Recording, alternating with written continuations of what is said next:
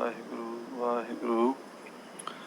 ਇੱਕ ਓੰਕਾਰ ਸਤਿਨਾਮ ਕਰਤਾ ਪੁਰਖ ਨਿਰਭਉ ਨਿਰਵੈਰ ਅਕਾਲ ਮੂਰਤ ਅਜੂਨੀ ਸੈਭੰ ਗੁਰ ਪ੍ਰਸਾਦ।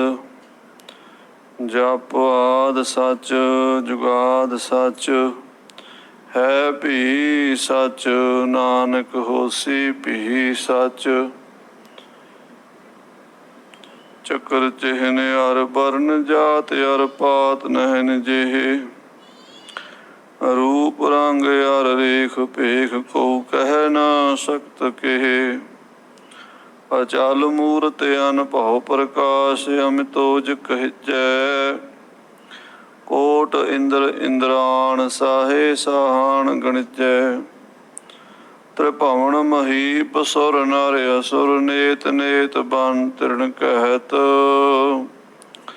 ਤਵੈ ਸਰਬ ਨਾਮ ਕਥੈ ਕਵਨ ਕਰਮ ਨਾਮ ਵਰਣਤ ਸੁਮਤ। ਰੋਗਨ ਤੇ ਅਰ ਸੋਗਨ ਤੇ ਜਲ ਜੋਗਨ ਤੇ ਬਹੁ ਭਾਂਤ ਬਚਾਵੈ। ਸ਼ਤਰ ਅਨੇਕ ਚਲਾਵਤ ਕਹਾਵ ਤਉ ਤਨ ਏਕ ਨ ਲਾਗਨ ਪਾਵੈ। ਰਾਖਤ ਹੈ ਆਪਨੋ ਕਰ ਦੈ ਕਰ ਪਾਪ ਸਮੂਹ ਨ ਭੇਟਨ ਪਾਵੈ। और की बात कहाँ कहे तो सो सो पेट ही के बट बीच बचावे। और की बात कहाँ कहे तो सो सो पेट ही के पट बीच बचावे। सतनाम वाहिगुरु साहिब जीओ। एक ओंकार हुकम सत श्री वाहिगुरु फतेह। जफरनामा श्री मुखबाक पातशाही 10वीं। वाहिगुरु जी का खालसा वाहिगुरु जी की फतेह। गुरु गरीब नवाज सच्चे पातशाह अंतरजामी सतगुरु जी की साजी नवाजी साध संगत जी ਆਪ ਜੀ ਬੜੇ ਵਡਭਾਗੇ ਹੋ ਜਿਨ੍ਹਾਂ ਨੂੰ ਗੁਰੂ ਸਾਹਿਬ ਨੇ ਆਪਣੀ ਗੋਦ ਵਿੱਚ ਜੁੜ ਬੈਠਣ ਦਾ ਸੁਭਾਗ ਸਮਾਂ ਬਖਸ਼ਿਸ਼ ਕੀਤਾ ਹੈ। ਆਵਾਜ਼ ਮਾਰੀ ਹੈ ਆਵੋ ਸਿੱਖ ਸਤਿਗੁਰੂ ਕੇ ਪਿਆਰੇ ਹੋ ਗਾਵੋ ਸੱਚੀ ਬਾਣੀ। ਗੁਰੂ ਮਹਾਰਾਜ ਦੇ ਗੋਦ ਵਿੱਚ ਆ ਕੇ ਆਪ ਜੀ ਨੇ ਗੁਰਬਾਣੀ ਦਾ ਕੀਰਤਨ ਔਰ ਗੁਰੂ ਸਾਹਿਬਾਂ ਦਾ ਇਤਿਹਾਸ ਸਰਵਣ ਕੀਤਾ। ਸਿੱਖ ਪੰਥ ਦੇ ਮਹਾਨ ਵਿਦਵਾਨ ਕਵੀਸ਼ਰ ਸਤਿਕਾਰਯੋਗ ਗਿਆਨੀ ਸਰੂਪ ਸਿੰਘ ਜੀ ਸੁਰਵਿੰਡ ਵਾਲੇ ਸ੍ਰੀ ਤਰਨਤਾਰਨ ਸਾਹਿਬ ਦੀ ਧਰਤੀ ਤੋਂ ਗਿਆਨੀ ਭਗਵੰਤ ਸਿੰਘ ਜੀ ਸੁਰਵਿੰਡ ਉਹਨਾਂ ਦਾ ਜਥਾ ਉਹ ਇਤਿਹਾਸ ਆਪ ਜੀ ਨਾਲ ਸਾਂਝਾ ਕਰ ਰਹੇ ਸਨ। ਜਦੋਂ ਹਿੰਦੁਸਤਾਨ ਤੇ ਲੋਧੀਆਂ ਦਾ ਰਾਜ ਸੀ, ਪੰਜਾਬ ਦਾ ਸ਼ਹਿਰ ਹੈ ਲੁਧਿਆਣਾ, ਇਹ ਲੋਧੀਆਂ ਨੇ ਵਸਾਇਆ ਹੈ। ਬਾਬਰ ਬਾਦਸ਼ਾਹ ਤੋਂ ਪਹਿਲਾਂ ਇੱਥੇ ਲੋਧੀਆਂ ਦਾ ਕਬਜ਼ਾ ਸੀ ਔਰ ਜਿਹਦੇ ਕੋਲ ਸਤਿਗੁਰੂ ਸੱਚੇ ਪਾਤਸ਼ਾਹ ਮਹਾਰਾਜ ਗੁਰੂ ਨਾਨਕ ਦੇਵ ਜੀ ਮੋਤੀ ਲੱਗੇ ਸਨ ਮੋਦੀ ਖਾਨੇ ਵਿੱਚ, ਉਹ ਵੀ ਲੋਧੀ ਪਠਾਨ ਸੀ ਜਿਹਦਾ ਨਾਮ ਸੀ ਦੌਲਤ ਖਾਨ ਲੋਧੀ। ਭਾਈ ਗੁਰਦਾਸ ਜੀ ਦੀ ਵਾਰਾਂ ਵਿੱਚ ਵੀ ਆਉਂਦਾ ਦੌਲਤ ਖਾਨ ਲੋਧੀ ਭਲਾ ਹੋਆ ਜਿੰਦ ਪੀਰ ਅਬਿਨਾਸੀ। ਦੌਲਤ ਖਾਨ ਲੋਧੀ ਵੀ ਗੁਰੂ ਸਾਹਿਬ ਦਾ ਉਦੋਂ ਸ਼ਰਧਾਲੂ ਬਣਿਆ ਸੀ ਜਦੋਂ ਮਹਾਰਾਜ ਨੇ ਉਹਦੇ ਦਿਲ ਦੀ ਬੁੱਝ ਲਈ ਸੀ। ਜਦੋਂ ਮਹਾਰਾਜ ਨੇ ਐਲਾਨ ਕੀਤਾ ਨਾ ਕੋਈ ਹਿੰਦੂ ਨਾ ਮੁਸਲਮਾਨ, ਤੇ ਉਹ ਕਹਿਣ ਲੱਗਾ ਜੇ ਤੁਹਾਡੀ ਨਿਗਾਹ ਵਿੱਚ ਹਿੰਦੂ ਮੁਸਲਮਾਨ ਦਾ ਫਰਕ ਨਹੀਂ ਤੇ ਤੁਸੀਂ ਸਾਡੇ ਨਾਲ ਨਮਾਜ਼ ਅਦਾ ਕਰੋ। ਸੱਚੇ ਪਾਤਸ਼ਾਹ ਕਹਿਣ ਲੱਗੇ ਰੱਬ ਦਾ ਨਾਂ ਲੈਣਾ ਸਾਨੂੰ ਕੋਈ ਇਤਰਾਜ਼ ਨਹੀਂ, ਚਲੋ ਚੱਲਦੇ ਆ। ਅੱਜ ਸਾਧ ਸੰਗਤ ਜੀ ਕੋਈ ਸਿੱਖ ਕਿਸੇ ਮਸਜਿਦ ਵਿੱਚ ਚਲਾ ਜਾਵੇ ਨਾਲ ਦਿਆਂ ਨੂੰ ਫਿਕਰ ਪੈ ਜਾਂਦਾ ਇਹ ਕਿੱਥੇ ਚਲਾ ਗਿਆ।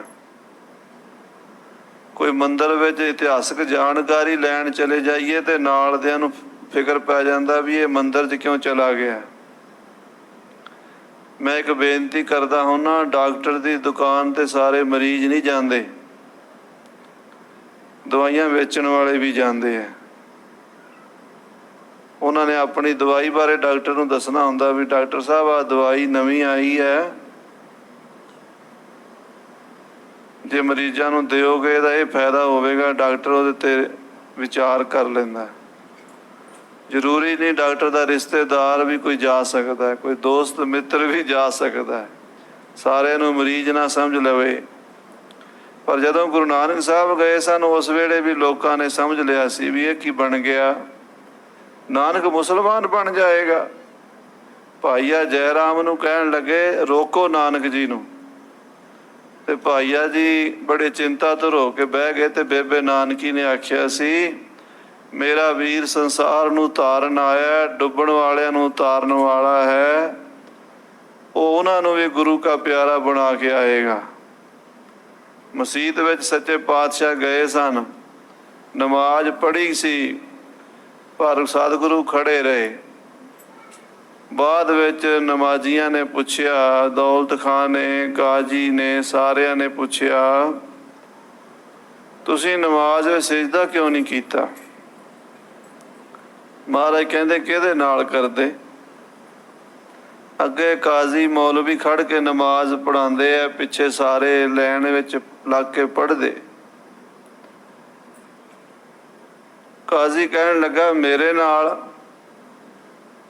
ਮਹਾਰਾਜ ਕਹਿੰਦੇ ਕਾਜ਼ੀ ਸਾਹਿਬ ਤੁਸੀਂ ਤੇ ਘਰ ਘੋੜੀ ਸੂਈ ਹੈ, ਉਹਦਾ ਬਛੇਰਾ ਕਿਤੇ ਟੋਏ 'ਚ ਨਾ ਡਿੱਗ ਪਵੇ, ਇਸੇ ਫਿਕਰ 'ਚ ਪਰੇਸ਼ਾਨ ਹੋ। ਚਿੰਤਾ ਤੁਹਾਨੂੰ, ਤੁਹਾਡਾ ਤਾਂ ਖਿਆਲ ਹੀ ਉੱਥੇ ਗਿਆ ਸੀ ਬਛੇਰੀ ਵਿੱਚ। ਕਾਜ਼ੀ ਕਹਿਣ ਲੱਗਾ ਗੱਲ ਤਾਂ ਮੇਰੇ ਦਿਲ ਦੀ ਬੁੱਝ ਲਈ ਹੈ, ਸੱਚ ਤੋਂ ਇਨਕਾਰ ਨਹੀਂ ਕਰੀਦਾ। ਕਹਿਣ ਲੱਗਾ ਗੱਲ ਤਾਂ ਤੁਹਾਡੀ ਠੀਕ ਹੈ, ਮੇਰਾ ਧਿਆਨ ਉੱਥੇ ਹੀ ਸੀ। ਦੂਸਰਾ ਦੌਲਤ ਖਾਂ ਕਹਿਣ ਲੱਗਾ ਮੇਰੇ ਨਾਲ ਪੜ੍ਹ ਲੈਂਦੇ। ਮਹਾਰਾਜ ਕਹਿੰਦੇ ਤੂੰ ਘੋੜੇ ਖਰੀਦਣ ਕਾਬਲ ਗਿਆ ਹੋਇਆ ਸੀ, ਉੱਥੇ ਘੋੜੇ ਚੰਗੀ ਨਸਲ ਦੇ ਮਿਲਦੇ ਆ। ਉਹ ਵੀ ਪੈਰੀਂ ਢਹਿ ਪਿਆ ਵੀ ਮੇਰੇ ਦਿਲ ਦੀ ਵੀ ਪੁੱਛ ਲਈ ਹੈ। ਪਾਤਸ਼ਾਹ ਮੋਦੀ ਖਾਨਾ ਲੁਟਾ ਕੇ ਸ਼ਮਸ਼ਾਨ ਭੂਮੀ 'ਚ ਜਾ ਬੈਠੇ। ਭਾਈ ਸਾਹਿਬ ਭਾਈ ਤਾਰੂ ਸਿੰਘ ਜੀ ਜਦੋਂ ਫੜੇ ਆ ਨਾ, ਉਹਨਾਂ ਨੂੰ ਪੜਾਣੇ ਪਿੰਡ ਰੱਖਿਆ ਤੇ ਉਹਨਾਂ ਨੇ ਉੱਥੇ ਕੁਝ ਗੱਲਾਂ ਸਿੰਘਾਂ ਨੂੰ ਦੱਸੀਆਂ ਸਨ। ਪੰਥ ਪ੍ਰਕਾਸ਼ ਭਾਈ ਰਤਨ ਸਿੰਘ ਜੀ ਨੇ ਲਿਖੀਆਂ ਹਨ। ਉਹ ਕਹਿੰਦੇ ਵੀ ਦੌਲਤ ਖਾਂ ਦੇ ਅਜੇ ਤੱਕ ਬੱਚਾ ਕੋਈ ਨਹੀਂ ਸੀ, ਤੇ ਦੌਲਤ ਖਾਂ ਲੋਧੀ, ਭਾਈ ਦੌਲਤ ਖਾਂ ਜਿਹੜਾ ਪਠਾਨ ਸੀ, ਉਹਦੀ ਘਰ ਵਾਲੀਆਂ 2 ਬੇਗਮਾਂ ਸਨ, ਦੋਵੇਂ ਹੀ ਬੱਚੇ ਤੋਂ ਖਾਲੀ ਸਨ। ਕਹਿਣ ਲੱਗੀਆਂ ਕਿ ਖਾਨ ਸਾਹਿਬ ਜੇ ਤੁਹਾਡਾ ਮੋਦੀ ਇੰਨਾ ਸ਼ਕਤੀਸ਼ਾਲੀ ਹੈ, ਇੰਨੀ ਦਿਲ ਦੀ ਗੱਲ ਬੁੱਝਦਾ ਹੈ ਤੇ ਪੀਰ ਹੈ, ਤਾਂ ਹੋ ਸਕਦਾ ਸਾਡੀ ਵੀ ਝੋਲੀ ਭਰ ਦੇਵੇ। ਕਹਿਣ ਲੱਗੇ ਜਾਓ ਬੇਨਤੀ ਕਰਕੇ ਵੇਖੋ।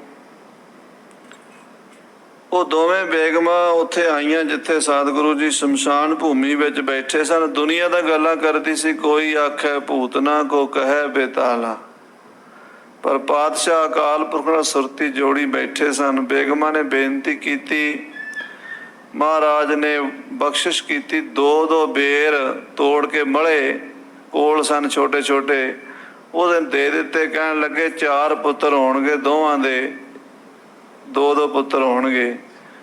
ਜਾਲੀ ਦੀਨ, ਜੌਲ ਦੀਨ, ਸ਼ਮਸ ਦੀਨ ਆਦਿਕ ਨਾਮ ਰੱਖ ਦਿਆ ਜੇ, ਨਾਮ ਹੀ ਪਹਿਲਾਂ ਦੱਸ ਦਿੱਤੇ।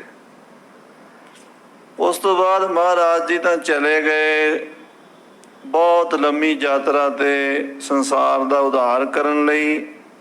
ਉਹ ਲੜਕੇ ਪੈਦਾ ਹੋ ਕੇ ਥੋੜ੍ਹੀ ਉਮਰ ਵਿੱਚ ਹੀ ਬੜੇ ਪੜ੍ਹ ਲਿਖ ਕੇ ਵੱਡੇ ਅਹੁਦਿਆਂ ਤੇ ਲੱਗ ਗਏ। ਚਾਰੇ ਲੜਕੇ ਬਾਦਸ਼ਾਹ ਜਿਹੜਾ ਇਬਰਾਹਿਮ ਲੋਧੀ ਸੀ, ਉਹਦੇ ਸਮੇਂ ਵਿੱਚ ਹਿੰਦੁਸਤਾਨ ਦੇ ਵੱਡੇ ਅਹੁਦਿਆਂ ਤੇ ਚਲੇ ਗਏ। ਤੇ 5ਵਾਂ ਰਾਏ ਬੁਲਾਰ ਦਾ ਬੇਟਾ ਜਿਹੜਾ ਸੀ, ਉਹ ਵਜ਼ੀਰ ਆਜ਼ਮ ਹਿੰਦ ਬਣ ਗਿਆ। ਇਹ 5 ਹੀ ਗੁਰੂ ਕੇ ਸਿੱਖ ਸਨ, ਯਾਦ ਕਰਕੇ ਮੁਸਲਮਾਨ, ਪਰ ਗੁਰੂ ਪਾਤਸ਼ਾਹ ਦੀ ਸ਼ਰਧਾ ਤੇ ਸਿੱਖੀ ਮਨ 'ਚ ਵਸੀ ਹੋਈ ਸੀ। ਗੁਰੂ ਆਸ਼ੇ ਅਨੁਸਾਰ ਤੁਰਦੇ ਸਨ। ਬਾਦਸ਼ਾਹ ਦੀਆਂ ਕਰਤੂਤਾਂ ਤੇ ਬਾਦਸ਼ਾਹ ਨੂੰ ਰੋਕਦੇ ਸਨ ਵੀ ਤੂੰ ਜ਼ੁਲਮ ਨਾ ਕਰਿਆ ਕਰ।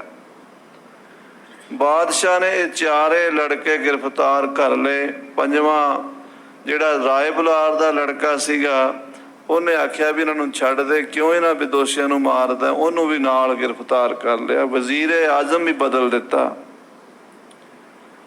ਔਰ ਪੰਜ ਜਦੋਂ ਇਹ ਕੈਦ ਵਿੱਚ ਪੈ ਗਏ ਤਾਂ ਉਹਨਾਂ ਚਾਰਾਂ ਲੜਕਿਆਂ ਨੇ ਜੇਲ੍ਹ ਵਿੱਚੋਂ ਚਿੱਠੀ ਲਿਖੀ ਆਪਣੇ ਪਿਤਾ ਦੌਲਤ ਖਾਨ ਨੂੰ, ਜਿਹੜਾ ਬੁੱਢਾ ਹੋ ਚੁੱਕਾ ਸੀ, ਬਿਰਧ ਹੋ ਚੁੱਕਾ ਸੀ, ਲੁਧਿਆਣੇ ਰਹਿੰਦਾ ਸੀ। ਸੁਲਤਾਨਪੁਰ ਤੋਂ ਰਿਹਾਇਸ਼ ਲੁਧਿਆਣੇ ਬਦਲ ਲਈ ਸੀ। ਉਹਨਾਂ ਨੇ ਚਿੱਠੀ 'ਚ ਲਿਖਿਆ, ਬਾਪੂ ਪਤਾ ਨਹੀਂ ਸਾਡੀ ਚਿੱਠੀ ਮਿਲਣ ਤੋਂ ਪਹਿਲਾਂ ਅਸੀਂ ਇਸ ਦੁਨੀਆ ਤੋਂ ਚਲੇ ਜਾਈਏ, ਤੈਨੂੰ ਚਿੱਠੀ ਬਾਅਦ ਵਿੱਚ ਮਿਲੇ। 1-2 ਦਿਨਾਂ ਵਿੱਚ ਸਾਨੂੰ ਕਤਲ ਕੀਤਾ ਜਾਣਾ।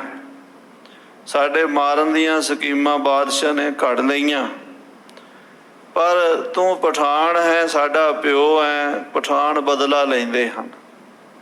ਸਾਡੀ ਮੌਤ ਦਾ ਬਦਲਾ ਜ਼ਰੂਰ ਲਵੀਂ। ਜੇ ਕੋਈ ਤੇਰੀ ਸਹਾਇਤਾ ਨਾ ਕਰੇ, ਕੋਈ ਤੇਰੀ ਬਾਂਹ ਨਾ ਫੜੇ, ਕੋਈ ਤੇਰੀ ਮਦਦ ਨਾ ਕਰੇ, ਤੂੰ ਬੁੱਢਾ ਹੈ, ਨਿਰਾਸ਼ ਨਾ ਹੋਵੀਂ, ਪੀਰ ਨਾਨਕ ਕੋਲ ਚਲਾ ਜਾਵੀਂ। ਪੀਰ ਨਾਨਕ ਜਿੱਥੇ ਵੀ ਮਿਲੇ ਉਹਦੇ ਚਰਨਾਂ 'ਚ ਬੇਨਤੀ ਕਰੀ, ਉਹ ਤੇਰਾ ਰਾਹ ਰੁਸ਼ਨਾਏਗਾ। ਸਾਧ ਸੰਗਤ ਜੀ, ਜਦੋਂ ਦੌਲਤ ਖਾਨ ਨੂੰ ਚਿੱਠੀ ਮਿਲੀ, ਚਾਰਾਂ ਪੁੱਤਰਾਂ ਦੀ ਮੌਤ ਸਾਹਮਣੇ ਦਿਸੀ, ਘਬਰਾ ਗਿਆ, ਚਿੰਤਾ 'ਚ ਬੜਾ ਪੈ ਗਿਆ। ਹੋਰ ਕੋਈ ਰਾਹ ਨਾ ਲੱਭਾ। ਗੁਰੂ ਨਾਨਕ ਸਾਹਿਬ ਦਾ ਪਤਾ ਕੀਤਾ। ਮਹਾਰਾਜ ਉਸ ਵੇਲੇ ਰੋੜੀ ਸਾਹਿਬ ਐਮਨਾਬਾਦ ਭਾਈ ਲਾਲੋ ਕੋਲ ਜਾ ਕੇ ਠਹਿਰੇ ਹੋਏ ਸਨ। ਸਤਿਗੁਰਾਂ ਕੋਲ ਜਾ ਕੇ ਸਾਰੀ ਬਿਥਿਆ ਰੋ ਰੋ ਕੇ ਦੱਸੀ। ਕਹਿਣ ਲੱਗਾ ਦੌਲਤ ਖਾਨ ਮਹਾਰਾਜ ਨੂੰ, ਮਹਾਰਾਜ ਜਿਹੜੇ 4 ਪੁੱਤਰ ਤੁਸੀਂ ਦਿੱਤੇ ਸੀ, ਤੁਹਾਡੇ ਸਿੱਖ ਸੀ, ਉਹਨਾਂ ਦੀ ਸ਼ਹੀਦੀ ਹੋ ਜਾਣੀ ਹੈ, ਉਹਨਾਂ ਨੂੰ ਮਾਰ ਦੇਣਾ ਦੁਸ਼ਮਣਾਂ ਨੇ, ਤੇ ਹੋ ਸਕਦਾ ਮਾਰ ਵੀ ਦਿੱਤੇ ਹੋਣ, ਮਾਰ ਦਿੱਤੇ ਸਨ। ਇਹ ਇਤਿਹਾਸ ਵਿੱਚ ਸੱਚਾਈ ਹੈ ਵੀ ਉਹ ਲੜਕੇ ਆਪਣੇ ਪਿਓ ਨੂੰ ਮਿਲ ਨਹੀਂ ਸਕੇ। ਔਰ ਹਿੰਦੁਸਤਾਨ ਦੀਆਂ ਔਰ ਫਾਰਸੀ ਦੀਆਂ, ਅੰਗਰੇਜ਼ੀ ਦੀਆਂ ਜਿੰਨੀਆਂ ਉਸ ਵੇਲੇ ਦੀਆਂ ਕਿਤਾਬਾਂ ਨੇ, ਉਹਨਾਂ ਸਾਰੀਆਂ 'ਚ ਇਹ ਗੱਲ ਹੈ ਵੀ ਦੌਲਤ ਖਾਨ ਦੇ ਪੁੱਤਰ ਲੋਧੀ ਬਾਦਸ਼ਾਹ ਨੇ ਮਾਰ ਦਿੱਤੇ। ਉਸੇ ਜਾਤ ਦਾ ਸੀ, ਆਪਣੀ ਜਾਤ ਦੇ ਬੰਦੇ ਹੀ ਆਪ ਮਾਰ ਦਿੱਤੇ। ਦੌਲਤ ਖਾਨ ਵੀ ਲੋਧੀ ਸੀ ਤੇ ਇਬਰਾਹੀਮ ਵੀ ਲੋਧੀ ਸੀ। ਸੋ ਲੋਧੀ ਪਠਾਨ ਬਾਦਸ਼ਾਹ ਨੇ ਇਹਨਾਂ 4 ਲੜਕਿਆਂ ਨੂੰ ਮਾਰ ਦਿੱਤਾ ਸੀ। ਉਹਨਾਂ ਦਾ ਬੁੱਢਾ ਪਿਓ ਗੁਰੂ ਨਾਨਕ ਸਾਹਿਬ ਕੋਲ ਰੋਇਆ ਤੇ ਸੱਚੇ ਪਾਤਸ਼ਾਹ ਮਹਾਰਾਜ ਨੂੰ ਬੇਨਤੀ ਕੀਤੀ, ਇਹਦਾ ਬਦਲਾ ਮੈਨੂੰ ਲੈ ਕੇ ਦਿਓ। ਸਤਿਗੁਰਾਂ ਨੇ ਆਖਿਆ ਕਿ ਇਹ ਵਿਧ ਜਿਵੇਂ ਬਣਨੀ ਹੈ, ਮਹਾਰਾਜ ਪਹਿਲਾਂ ਹੀ ਜਾਣੀ ਜਾਣ ਸਨ। ਕਹਿਣ ਲੱਗੇ ਜਾਓ ਕਾਬਲ ਵੱਲ ਜਾ ਕੇ ਬਾਬਰ ਬਾਦਸ਼ਾਹ ਨੂੰ ਮਿਲੋ, ਉਹਨੂੰ ਚੜਾ ਕੇ ਲਿਆਓ।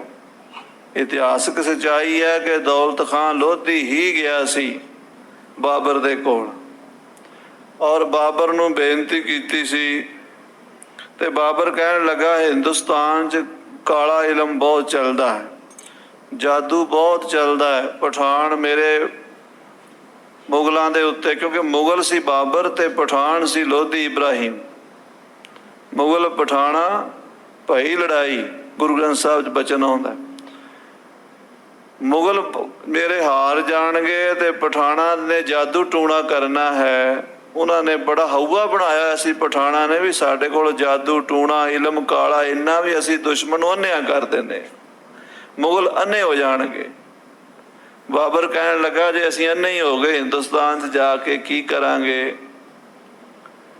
ਦੌਲਤ ਖਾਂ ਕਹਿਣ ਲੱਗਾ ਪੀਰ ਨਾਨਕ ਦਾ ਮੇਰੇ ਵੱਲ ਹੱਥ ਹੈ, ਉਹਨਾਂ ਦੇ ਸਿੱਖਾਂ ਦਾ ਬਦਲਾ ਲੈਣਾ ਹੈ, ਹੰਕਾਰੀ ਪਠਾਣਾ ਦਾ ਹੰਕਾਰ ਤੋੜਨਾ ਹੈ ਤੇ ਤੇਰੇ ਮੁਗਲ ਅੰਨੇ ਨਹੀਂ ਹੋਣਗੇ।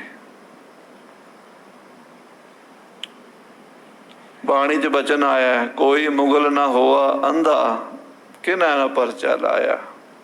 ਸਾਰੇ ਜਾਦੂ ਟੂਣੇ ਫੇਲ ਹੋ ਜਾਂਦੇ ਜਿੱਥੇ ਗੁਰੂ ਕੀ ਬਾਣੀ ਦਾ ਸਹਾਰਾ ਹੋ ਜਾਵੇ। ਆਖੋ ਸਤਨਾਮ ਸ੍ਰੀ ਵਾਹਿਗੁਰੂ। ਬਾਬਰ ਚੜਿਆ ਔਰ ਬਾਬਰ ਨੇ ਆ ਕੇ ਮੁਗਲਾਂ ਜਾਂ ਪਠਾਣਾ ਦੀ ਤਾਂ ਲੱਕ ਤੋੜੀ, ਪਰ ਜਦੋਂ ਇਹੋ ਜਿਹੇ ਮਾਹੌਲ ਬਣਦੇ ਨਾ, ਉੱਥੇ ਗਰੀਬ ਲੋਕ ਵੀ ਮਾਰੇ ਜਾਂਦੇ ਆ, ਉਹ ਵੀ ਪਿਸ ਜਾਂਦੇ ਆ। ਜਦੋਂ ਗਰੀਬਾਂ ਨੂੰ ਮਾਰ ਪਈ, ਸੱਚੇ ਪਾਤਸ਼ਾਹ ਦੋਵਾਂ ਸਿਰਿਆਂ ਦੇ ਸੁਆਮੀ ਹਨ। ਦੋਵਾਂ ਸਿਰਿਆਂ ਕਾ ਆਪ ਸੁਆਮੀ, ਖੇਲਾ ਵਿਗਸੈ ਅੰਤਰਜਾਮੀ। ਤੇ ਮਹਾਰਾਜ ਕਹਿਣ ਲੱਗੇ, ਐਤੀ ਮਾਰ ਪਈ ਕਰਲਾਣੇ, ਤੈ ਕੀ ਦਰਦ ਨਾ ਆਇਆ, ਜੰਮ ਕਰ ਮੁਗਲ ਚੜਾਇਆ। ਫਿਰ ਬਾਬਰ ਦੇ ਵੀ ਕੰਨ ਖਿੱਚ ਦਿੱਤੇ। ਬਾਬਰ ਪੈਰੀ ਢਹਿ ਪਿਆ, ਮੈਨੂੰ ਬਖਸ਼ੋ, ਖਤਾ ਹੋ ਗਈ, ਹਿੰਦੁਸਤਾਨ ਦਾ ਰਾਜ ਮੰਗਦਾ ਹਾਂ। ਬੜੀ ਲੰਮੀ ਕਥਾ ਹੈ। ਬਾਬਰ ਦੀ ਜੇਲ੍ਹ ਵਿੱਚ ਪਾਤਸ਼ਾਹ ਨੂੰ ਚੱਕੀ ਵੀ ਪੀਸਣੀ ਪਈ। ਮਹਾਰਾਜ ਨੇ ਬਾਣੀ ਜਦੋਂ ਗਾਈ ਨਾ, ਬਾਬਰ ਬਾਣੀ, ਜਿਨ ਸਿਰ ਸੋਹਣ ਪੱਟੀਆਂ, ਮਾਂਗੀ ਪਾਏ ਸੰਧੂਰ, ਸੇ ਸਿਰ ਕਾਤੀ ਮੁੰਨੀਆਂ, ਗਲ ਵਿੱਚ ਆਵੇ ਧੂੜ। ਆਸਾ ਰਾਗ ਦੇ ਸ਼ਬਦ ਭਾਈ ਮਰਦਾਨਾ ਜੀ ਗਾ ਰਹੇ ਸਨ। ਚੱਕੀਆਂ ਆਪੇ ਚੱਲ ਰਹੀਆਂ ਸਨ। ਬਾਬਰ ਮਿਲਣ ਆਇਆ, ਮਹਾਰਾਜ ਤੋਂ ਬੜਾ ਪ੍ਰਭਾਵਿਤ ਹੋਇਆ। ਦੌਲਤ ਖਾਂ ਤੋਂ ਹੀ ਉਹਨੇ ਮਹਿਮਾ ਸੁਣੀ ਸੀ। ਕਹਿਣ ਲੱਗਾ, ਫਿਰ ਮੈਨੂੰ ਹਿੰਦੁਸਤਾਨ ਦਾ ਰਾਜ ਦਿਓ, ਹਿੰਦੁਸਤਾਨ ਦਾ ਰਾਜ ਪੀਰ ਜੀ ਮੈਨੂੰ ਦਿਓ। ਮਹਾਰਾਜ ਕਹਿੰਦੇ, ਆਪਣੇ ਪੈਗੰਬਰ ਕੋਲੋਂ ਮੰਗ। ਜੋ ਭਜਨ ਭਾਈ ਤਾਰੂ ਸਿੰਘ ਜੀ ਨੇ ਸ਼ਹੀਦ ਹੋਣ ਤੋਂ ਪਹਿਲਾਂ ਸਿੰਘਾਂ ਨੂੰ ਪੜਾਣੇ ਪਿੰਡ ਸੁਣਾਏ ਨੇ, ਮੈਂ ਉਹ ਸੁਣਾ ਰਿਹਾ ਤੁਹਾਨੂੰ। ਔਰ ਉਹ ਭਜਨ ਰਤਨ ਸਿੰਘ ਭੰਗੂ ਨੇ ਪੰਥ ਪ੍ਰਕਾਸ਼ ਵਿੱਚ ਕੋਟ ਕੀਤੇ ਨੇ, ਤੁਸੀਂ ਦੇਖ ਸਕਦੇ ਹੋ। ਬਾਬਰ ਕਹਿੰਦਾ ਜੀ ਰਾਜ ਦਿਓ। ਮਹਾਰਾਜ ਕਹਿੰਦੇ, ਆਪਣੇ ਮੁਹੰਮਦ ਸਾਹਿਬ ਪੈਗੰਬਰ ਸਾਹਿਬ ਕੋਲੋਂ ਮੰਗ। ਕਹਿੰਦਾ, ਉਹਨਾਂ ਕੋਲ ਮੇਰੀ ਪਹੁੰਚ ਨਹੀਂ, ਮੈਂ ਨਹੀਂ ਜਾ ਸਕਦਾ। ਕਿੱਥੇ ਪੈਗੰਬਰ ਤੇ ਕਿੱਥੇ ਮੈਂ? 1000 ਸਾਲ ਪਹਿਲਾਂ ਪੈਗੰਬਰ ਹੋਏ ਨੇ, ਮੈਂ ਹੁਣ ਉਹਨਾਂ ਕੋਲ ਕਿਵੇਂ ਜਾਵਾਂ? ਮਹਾਰਾਜ ਕਹਿੰਦੇ, ਪਹੁੰਚਾ ਅਸੀਂ ਦਿੰਦੇ ਹਾਂ, ਮੰਗ ਤੂੰ ਲਵੀਂ।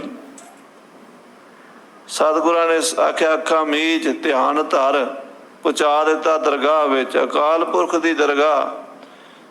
ਉਸ ਦਰਬਾਰ ਦੇ ਅੱਗੇ ਬੜੇ ਬੜੇ ਪੀਰ ਪੈਗੰਬਰ ਔਲੀਏ, ਦਰਬਾਰ ਦੇ ਅੱਗੇ ਬੜੇ ਬੜੇ ਪੀਰ ਪੈਗੰਬਰ ਔਲੀਏ ਹੱਥ ਜੋੜ ਕੇ ਖੜੇ ਹਨ। ਜਿਤ ਦਰ ਲੱਖ ਮੁਹੰਮਦਾਂ, ਲੱਖ ਬ੍ਰਹਮੇ ਵਿਸ਼ਨ ਮਹੇਸ਼। ਲੱਖਾਂ ਮੁਹੰਮਦ, ਲੱਖਾਂ ਬ੍ਰਹਮੇ, ਲੱਖਾਂ ਵਿਸ਼ਨੂੰ, ਲੱਖਾਂ ਸ਼ਿਵ ਜੀ। ਕਾਲਪੁਰਖ ਕੀ ਦੇਹ ਮੋਹ, ਕੋਟਕ ਵਿਸ਼ਨ ਮਹੇਸ਼। ਕੋਟ ਇੰਦਰ ਬ੍ਰਹਮਾ ਕਿਤੇ, ਰਬ ਸਸ ਕਰੋੜ ਚਲੇਸ਼। ਉਸ ਦਿਵਿਆ ਮੰਡਲ ਦੇ ਸਾਹਮਣੇ ਖੜੇ ਮੁਹੰਮਦ ਸਾਹਿਬ ਹੱਥ ਜੋੜ ਕੇ ਬੰਦਗੀ ਵਿੱਚ। ਸੇਵਾਦਾਰ ਨੇ ਆਖਿਆ, ਜੀ ਬਾਬਰ ਬਾਦਸ਼ਾਹ ਆਇਆ ਮਿਲਣ ਵਾਸਤੇ। ਮੁਹੰਮਦ ਸਾਹਿਬ ਕਹਿੰਦੇ, ਬੁਲਾਓ। ਗਿਆ, ਮੱਥਾ ਟੇਕ ਕੇ ਖੜ ਗਿਆ। ਮੁਹੰਮਦ ਸਾਹਿਬ ਕਹਿੰਦੇ, ਕੀ ਚਾਹੁੰਦਾ ਹੈ? ਕਹਿੰਦਾ, ਹਿੰਦੁਸਤਾਨ ਦਾ ਰਾਜ। ਮੁਹੰਮਦ ਸਾਹਿਬ ਕਹਿੰਦੇ, ਮੇਰੇ ਕੋਲ ਨਹੀਂ, ਜਿਹੜਾ ਮੇਰੇ ਕੋਲ ਸੀ ਮੈਂ ਅਰਬ ਦੇ ਮੁਲਕ ਦੇ ਲੋਕਾਂ ਨੂੰ ਦੇ ਦਿੱਤਾ, ਤਿਮਰ ਲੰਗ ਵਰਗੇ ਬਾਦਸ਼ਾਹਾਂ ਨੂੰ। ਹਿੰਦੁਸਤਾਨ ਦਾ ਰਾਜ ਮੰਗਦਾ ਉਹ ਪੀਰ ਗੁਰੂ ਨਾਨਕ ਸੱਚੇ ਪਾਤਸ਼ਾਹ ਜੀ ਮਹਾਰਾਜ। ਇਸ ਵੇਲੇ ਨਿਰੰਕਾਰ ਦਾ ਰੂਪ ਧਰਤੀ ਤੇ ਗਏ ਹਨ, ਉਹਨਾਂ ਕੋਲੋਂ ਮੰਗ। ਬਾਬਰ ਕਹਿੰਦਾ, ਉਹਨਾਂ ਨੇ ਤੇ ਮੈਨੂੰ ਤੁਹਾਡੇ ਕੋਲ ਭੇਜਿਆ। ਉਹ ਕਹਿੰਦੇ, ਮੁਹੰਮਦ ਸਾਹਿਬ ਤੋਂ ਮੰਗ। ਮੁਹੰਮਦ ਸਾਹਿਬ ਕਹਿੰਦੇ, ਉਹਨਾਂ ਨੇ ਪੱਕਿਆਂ ਕੀਤਾ ਵੀ ਕੱਲ ਨੂੰ ਮੁੱਕਰ ਨਾ ਜਾਵੀਂ ਵੀ ਮੈਂ ਮੁਹੰਮਦ ਤੋਂ ਲਿਆ। ਪਤਾ ਇਹ ਕਹਿ ਦੇਵੇਂ ਵੀ ਨਾਨਕ ਤੋਂ ਨਹੀਂ ਲਿਆ, ਮੁਹੰਮਦ ਤੋਂ ਲਿਆ। ਉਹ ਮੈਂ ਮੇਰੇ ਮੂੰਹ ਤੋਂ ਵੀ ਕੁਹਾਣਾ ਚਾਹੁੰਦੇ ਸੀ, ਤੇਰੇ ਕੰਨ ਕਰ ਖਿੱਚੇ ਆ ਉਹਨਾਂ ਨੇ ਚੰਗੀ ਤਰ੍ਹਾਂ। ਯਾਦ ਰੱਖੀ, ਪੱਕਿਆਂ ਕੀਤਾ, ਮੇਰੇ ਕੋਲ ਰਾਜ ਨਹੀਂ। ਹਿੰਦੁਸਤਾਨ ਦੇ ਰਾਜ ਦੇ ਮਾਲਕ ਗੁਰੂ ਨਾਨਕ ਸਾਹਿਬ ਜੀ ਹਨ, ਉਹ ਦੇਣਗੇ। ਬਾਬਰ ਆਇਆ, ਫੇਰ ਪੈਰੀ ਪੈ ਗਿਆ। ਕਹਿੰਦਾ, ਉੱਥੇ ਕਿਉਂ ਭੇਜਿਆ ਸੀ ਰਾਜ ਤੇ ਤੁਸੀਂ ਦੇਣਾ? ਮਹਾਰਾਜ ਕਹਿੰਦੇ, ਕਿਤੇ ਮੁੱਕਰ ਨਾ ਜਾਇਆ ਜੇ ਵੀ ਬਾਬੇ ਨਾਨਕ ਨੇ ਨਹੀਂ ਦਿੱਤਾ, ਇਸ ਦੇ ਮੁਹੰਮਦ ਤੋਂ ਲਿਆ। 7 ਪੁਸਤਾਂ ਤੇਰੀਆਂ ਰਾਜ ਕਰਨਗੀਆਂ। ਜਦੋਂ ਗੁਰੂ ਘਰ ਦੇ ਵਿਰੋਧੀ ਹੋ ਜਾਓਗੇ, ਉਦੋਂ ਰਾਜ ਖੋਹ ਕੇ ਖਾਲਸੇ ਨੂੰ ਦੇ ਦਿਆਂਗੇ। ਮੇਰਾ ਖਾਲਸਾ ਰਾਜ ਕਰੇਗਾ। ਔਰ ਨਾਲ ਇਹ ਵੀ ਬਚਨ ਕਿਹਾ ਬਈ ਗੁਰੂ ਘਰ ਦਾ ਅਦਬ ਰੱਖਣਾ, ਸਤਿਕਾਰ ਰੱਖਣਾ। ਜਿਨ੍ਹਾਂ ਜਿਨ੍ਹਾਂ ਨੇ ਰੱਖਿਆ ਸਾਧ ਸੰਗਤ ਜੀ, ਉਹ ਬਾਦਸ਼ਾਹ ਵੱਡਾ ਰਾਜ ਕਰ ਗਏ। ਜਦੋਂ ਔਰੰਗਜ਼ੇਬ ਦਾ ਸਮਾਂ ਆਇਆ, ਪਾਪ ਵੱਧ ਗਏ ਤੇ ਫਿਰ ਇਹਨਾਂ ਦੀ ਘਟਣੀ ਸ਼ੁਰੂ ਹੋ ਗਈ। ਤਾਕਤ ਖਤਮ ਹੁੰਦੀ ਮੁਗਲ ਦਿੱਲੀ ਜੋਗੇ ਰਹਿ ਗਏ ਤੇ ਬਾਅਦ 'ਚ ਖਾਲਸੇ ਨੇ ਫਤਿਹ ਕਰ ਲਿਆ ਮੋਰਚਾ। ਸੋ ਦੌਲਤ ਖਾਂ ਲੋਧੀ ਤੇ ਬਾਬਰ ਗੁਰੂ ਨਾਨਕ ਸਾਹਿਬ ਜੀ ਤੋਂ ਵਰਸਾਏ ਗਏ। ਜਿਹੜੀਆਂ ਬਾਬਰ ਦੀਆਂ ਕਮਜ਼ੋਰੀਆਂ ਸਨ ਉਹ ਮਹਾਰਾਜ ਨੇ ਮੂੰਹ ਤੇ ਕਹਿ ਦਿੱਤੀਆਂ, ਤੂੰ ਜਾਬਰ ਹੈ ਬਾਬਰ, ਤੂੰ ਜਾਬਰ ਹੈ। ਜ਼ੁਲਮ ਕਰਨਾ ਛੱਡ ਦੇ, ਗਰੀਬਾਂ ਨੂੰ ਨਾ ਮਾਰ, ਬੇਦੋਸ਼ੀਆਂ ਨੂੰ ਨਾ ਮਾਰ। ਤੇ ਸਾਧ ਸੰਗਤ ਜੀ, ਉਹ ਇਤਿਹਾਸ ਆਪ ਜੀ ਸਰਵਣ ਕਰ ਰਹੇ ਹੋ। ਜੋ ਜੋ ਹੋਇਆ ਐਮਨਾਬਾਦ ਵਿੱਚ ਉਹ ਭਾਈ ਸਾਹਿਬ ਸੁਣਾਉਣਗੇ। ਗੁਰੂ ਚਰਨਾਂ 'ਚ ਆਏ ਆ। ਜਿਹੜੀ ਇਹ ਕਥਾ ਚੱਲ ਰਹੀ ਜਫਰਨਾਮੇ ਦੀ, ਇਹਦੀ ਭੂਮਿਕਾ 'ਚ ਵੀ ਇਹ ਚੀਜ਼ਾਂ ਆਉਂਦੀਆਂ ਕੁਦਰਤੀ। ਗੁਰੂ ਨਾਨਕ ਸਾਹਿਬ ਤੋਂ ਇਸ ਗੱਲ ਸ਼ੁਰੂ ਹੁੰਦੀ ਹੈ। 10ਵੇਂ ਜਾਮੇ 'ਚ ਆ ਕੇ ਸੰਪੂਰਨਤਾ ਕੀਤੀ ਹੈ। ਜਿਹੜਾ ਬਾਬਰ ਨੂੰ ਰਾਜ ਦਿੱਤਾ ਸੀ ਲੈ ਕੇ ਖਾਲਸੇ ਨੂੰ ਦੇਣਾ, ਔਰ ਜ਼ਾਲਮ ਦਾ ਨਾਸ ਕਰਨਾ, ਧਰਮ ਦਾ ਪ੍ਰਕਾਸ਼ ਕਰਨਾ, ਹਲੀਮੀ ਰਾਜ ਸਥਾਪਿਤ ਕਰਨਾ। ਮਹਾਰਾਜ ਸੱਚੇ ਪਾਤਸ਼ਾਹ ਦਾ ਮਤਲਬ ਹੈ ਐਸਾ ਰਾਜ ਹੋਵੇ ਜਿਹਦੇ 'ਚ ਸਾਰੇ ਸੁਖੀ ਵਸਣ, ਕਿਸੇ ਨੂੰ ਕੋਈ ਤੰਗੀ ਨਾ ਹੋਵੇ। ਧੰਨ ਗੁਰੂ ਹਰਗੋਬਿੰਦ ਸਾਹਿਬ ਜੀ ਮਹਾਰਾਜ 6ਵੇਂ ਪਾਤਸ਼ਾਹ ਨੇ ਬੜਾ ਵੱਡਾ ਧੁਰਵਾ ਬੰਨਿਆ ਸਾਂਝੀਵਾਲਤਾ ਦਾ। ਸ੍ਰੀ ਹਰਗੋਬਿੰਦਪੁਰਾ ਪਿੰਡ ਵਸਾਇਆ, ਮਸੀਤ ਪਹਿਲਾਂ ਬਣਵਾਈ। ਹੈ ਕੋਈ ਦੂਜੇ ਧਰਮ ਦਾ ਸਥਾਨ ਬਣਾਵੇ? ਅੱਜ ਵੀ ਉਹ ਮਸੀਤ ਉੱਦਾਂ ਹੀ ਖੜੀ ਹੈ। ਮੁਸਲਮਾਨ ਵੀਰ ਸਨ 47 ਚਲੇ ਗਏ ਸਨ। ਲੋਕਾਂ ਨੇ ਉਸ ਮਸੀਤ 'ਚ ਡੰਗਰ ਬੰਨਣੇ ਸ਼ੁਰੂ ਕਰ ਦਿੱਤੇ। ਬਾਬਾ ਬਿਸ਼ਨ ਸਿੰਘ ਜੀ, ਬਾਬੇ ਬਕਾਲੇ ਵਾਲੇ ਮਹਾਂਪੁਰਸ਼ਾਂ ਨੇ ਸਮਝਾਇਆ ਵੀ ਭਾਈ ਗੁਰੂ ਸਾਹਿਬ ਦੀ ਨਿਸ਼ਾਨੀ ਇੱਦਾਂ ਬਰਬਾਦ ਨਾ ਕਰੋ। ਉਹਨਾਂ ਲੋਕਾਂ ਨੇ ਬਚਨ ਮੰਨ ਲਿਆ। ਨਿਸ਼ਾਨ ਸਾਹਿਬ ਲੱਗ ਗਿਆ, ਅੰਦਰ ਗੁਰੂ ਗ੍ਰੰਥ ਸਾਹਿਬ ਦਾ ਸਰੂਪ ਪ੍ਰਕਾਸ਼ ਕਰ ਦਿੱਤਾ ਵੀ ਧਰਮ ਸਥਾਨ ਹੈ। ਜੇ ਮੁਸਲਮਾਨ ਵੀਰ ਨਹੀਂ ਰਹੇ ਤਾਂ ਗੁਰੂ ਸਾਹਿਬ ਦੀ ਨਿਸ਼ਾਨੀ ਤਾਂ ਕਾਇਮ ਰਵੇ। ਮਸੀਤ ਉੱਦਾਂ ਹੀ ਹੈ, ਉਹਨੂੰ ਗੁਰੂ ਕੀ ਮਸੀਤ ਕਹਿੰਦੇ ਹਨ। ਇੱਥੋਂ ਇਹ ਪ੍ਰੇਰਣਾ ਮਿਲੀ ਵੀ ਗੁਰੂ ਘਰ ਮੁਸਲਮਾਨਾਂ ਦਾ ਵੈਰੀ ਨਹੀਂ, ਗੁਰੂ ਘਰ ਕਿਸੇ ਧਰਮ ਦਾ ਵੀ ਵੈਰੀ, ਬਲਕਿ ਮੁਸਲਮਾਨਾਂ ਨੂੰ ਨਮਾਜ਼ ਪੜ੍ਹਨ ਲਈ ਮਸੀਤ ਬਣਾ ਕੇ ਦਿੱਤੀ। ਬੰਦਗੀ ਕਰੋ ਪਰਮੇਸ਼ਰ ਦੀ। ਮੁਸਲਮਾਨ ਭਗਤਾਂ ਦੀ ਬਾਣੀ ਗੁਰੂ ਗ੍ਰੰਥ ਸਾਹਿਬ 'ਚ ਦਰਜ ਕੀਤੀ, ਸ਼ੇਖ ਫਰੀਦ ਜੀ ਵਰਗੇ ਮਹਾਂਪੁਰਸ਼ਾਂ ਦੀ ਬਾਣੀ। ਇਹ ਸਾਂਝੀਵਾਲਤਾ ਦਾ ਸਿਧਾਂਤ ਹੈ। ਗੁਰੂ ਕਲਗੀਧਰ ਪਾਤਸ਼ਾਹ ਔਰੰਗਜ਼ੇਬ ਨੂੰ ਜਿਹੜਾ ਜਫਰਨਾਮਾ ਲਿਖਿਆ, ਉਹਦੀ ਕਥਾ ਸੁਣਨ ਲਈ ਆਪਾਂ ਸਾਰੇ ਸਾਵਧਾਨ ਹੋ ਕੇ ਬੈਠੀਏ। ਮਹਾਰਾਜ ਆਪਣਾ ਪਰਿਵਾਰ ਵਾਰ ਕੇ ਦੀਨੇ ਪਿੰਡ ਪਹੁੰਚ ਗਏ ਹਨ। ਦੀਨਾ ਕਾਂਗੜ ਇਹ ਭਾਈ ਜੋਧ ਰਾਏ ਹੋਇਆ 6ਵੇਂ ਪਾਤਸ਼ਾਹ ਦੇ ਸਮੇਂ, ਗੁਰੂ ਕਾ ਸਿੱਖ ਹੋਇਆ। ਜੋਧ ਰਾਏ ਦਾ ਪੋਤਰਾ ਚੌਧਰੀ ਸ਼ਮੀਰ ਹੋਇਆ, ਜਿਹਦੇ ਕੋਲ 10ਵੇਂ ਪਾਤਸ਼ਾਹ ਜਾ ਡੇਰਾ ਲਾਇਆ। ਜੋਧ ਰਾਏ 1000 ਫੌਜ ਦੇ ਨਾਲ ਮਹਾਰਾਜ ਦੀ ਜੰਗ ਵਿੱਚ ਸ਼ਾਮਲ ਹੋਇਆ ਸੀ। ਜਦੋਂ ਭਾਈ ਬਿਧੀ ਚੰਦ ਘੋੜੇ ਲਿਆਇਆ ਸੀ ਕੱਢ ਕੇ ਲਾਹੌਰ ਤੋਂ, ਦੂਜਾ ਘੋੜਾ ਜਦੋਂ ਲਿਆਇਆ ਸੀ ਨਾ 10 ਆਇਆ ਸੀ, ਕਿਉਂਕਿ ਪਹਿਲਾ ਘੋੜਾ ਤੇ ਘਾਈ ਬਣ ਕੇ ਲਿਆਂਦਾ ਤੇ ਦੂਜਾ ਘੋੜਾ ਜੋਤਸ਼ੀ ਬਣ ਕੇ ਲਿਆਂਦਾ। ਜਦੋਂ ਜੋਤਸ਼ੀ ਬਣਿਆ ਭਾਈ ਬਿਧੀ ਚੰਦ ਤੇ ਬਾਦਸ਼ਾਹ ਨੇ ਆਖਿਆ, ਜੇ ਜੋਤਸ਼ੀਆ ਤੂੰ ਦੱਸ ਦੇਗਾ ਨਾ ਤੈਨੂੰ ਮੂੰਹ ਮੰਗਿਆ ਇਨਾਮ ਦਿਆਂਗੇ।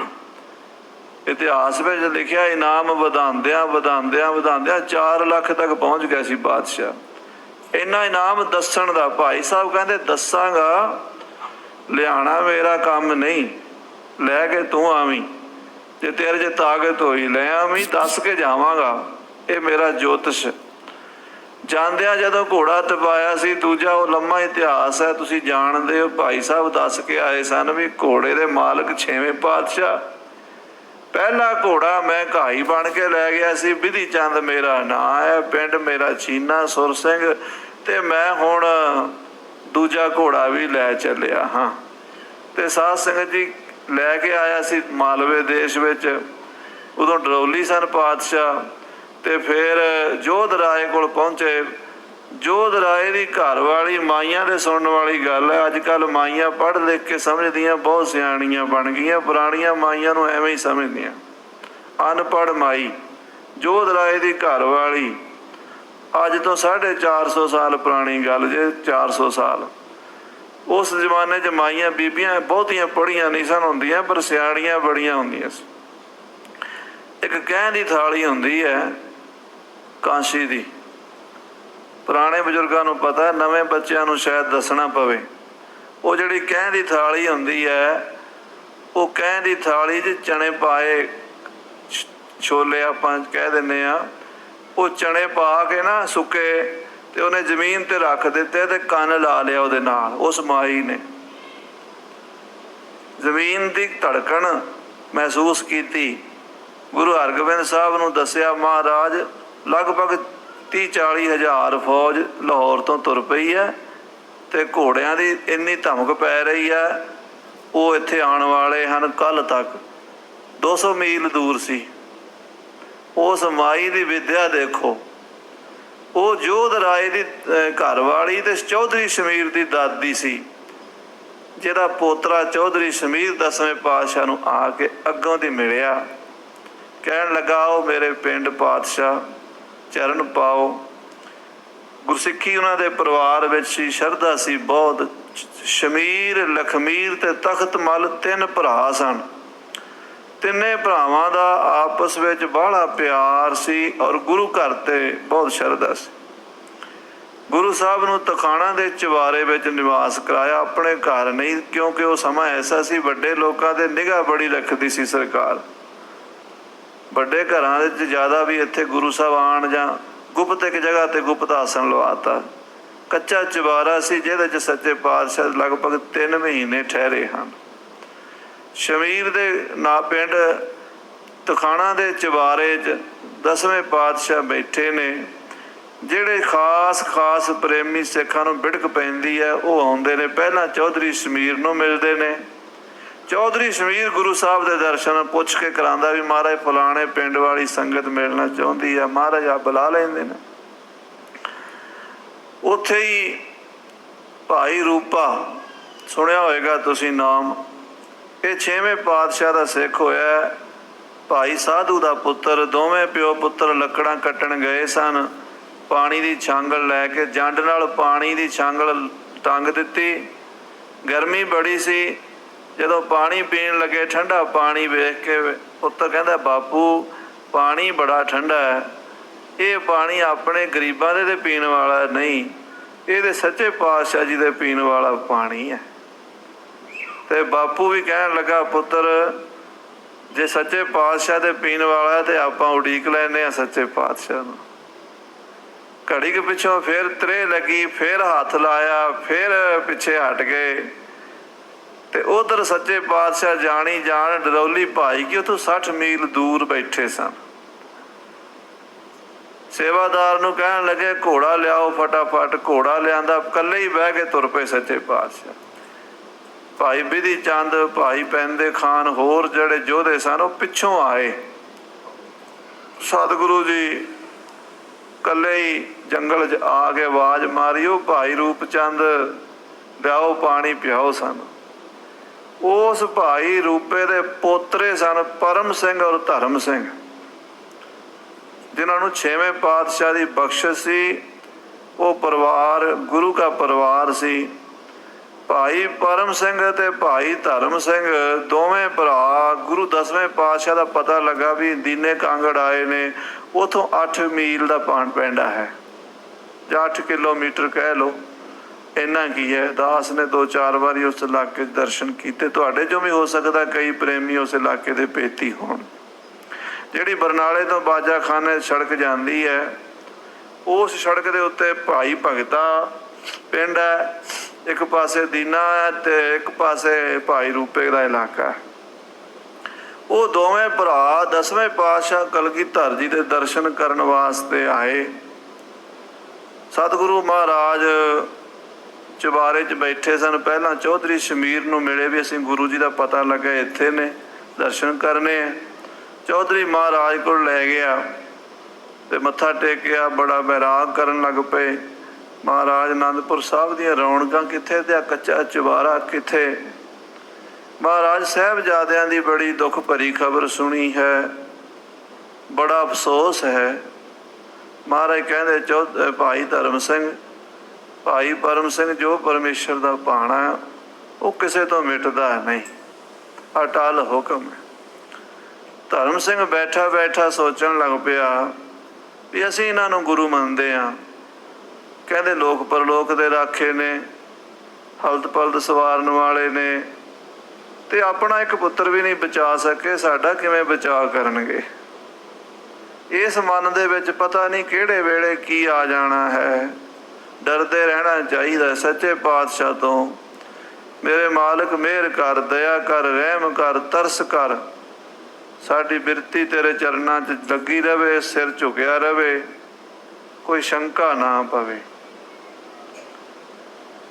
ਮਨ ਵਿੱਚ ਸ਼ੰਕਾ ਆ ਗਿਆ ਵੀ ਗੁਰੂ ਸਮਰੱਥ ਨੇ, ਪਰ ਆਪਣਾ ਪੁੱਤਰ ਕਿਉਂ ਨਹੀਂ ਬਚਾਇਆ। ਇੱਕ ਤਾਂ ਬਚਾ ਲੈਂਦੇ ਚਾਰਾਂ ਚੋਂ। ਚਲੋ ਗੁਰੂ ਸਾਹਿਬ ਤੋਂ ਪੁੱਛਿਆ ਨਹੀਂ, ਉਹਦਾ ਅਫਸੋਸ ਕਰਕੇ ਉੱਠ ਕੇ ਵਾਪਸ ਪਿੰਡ ਨੂੰ ਚੱਲ ਪਏ।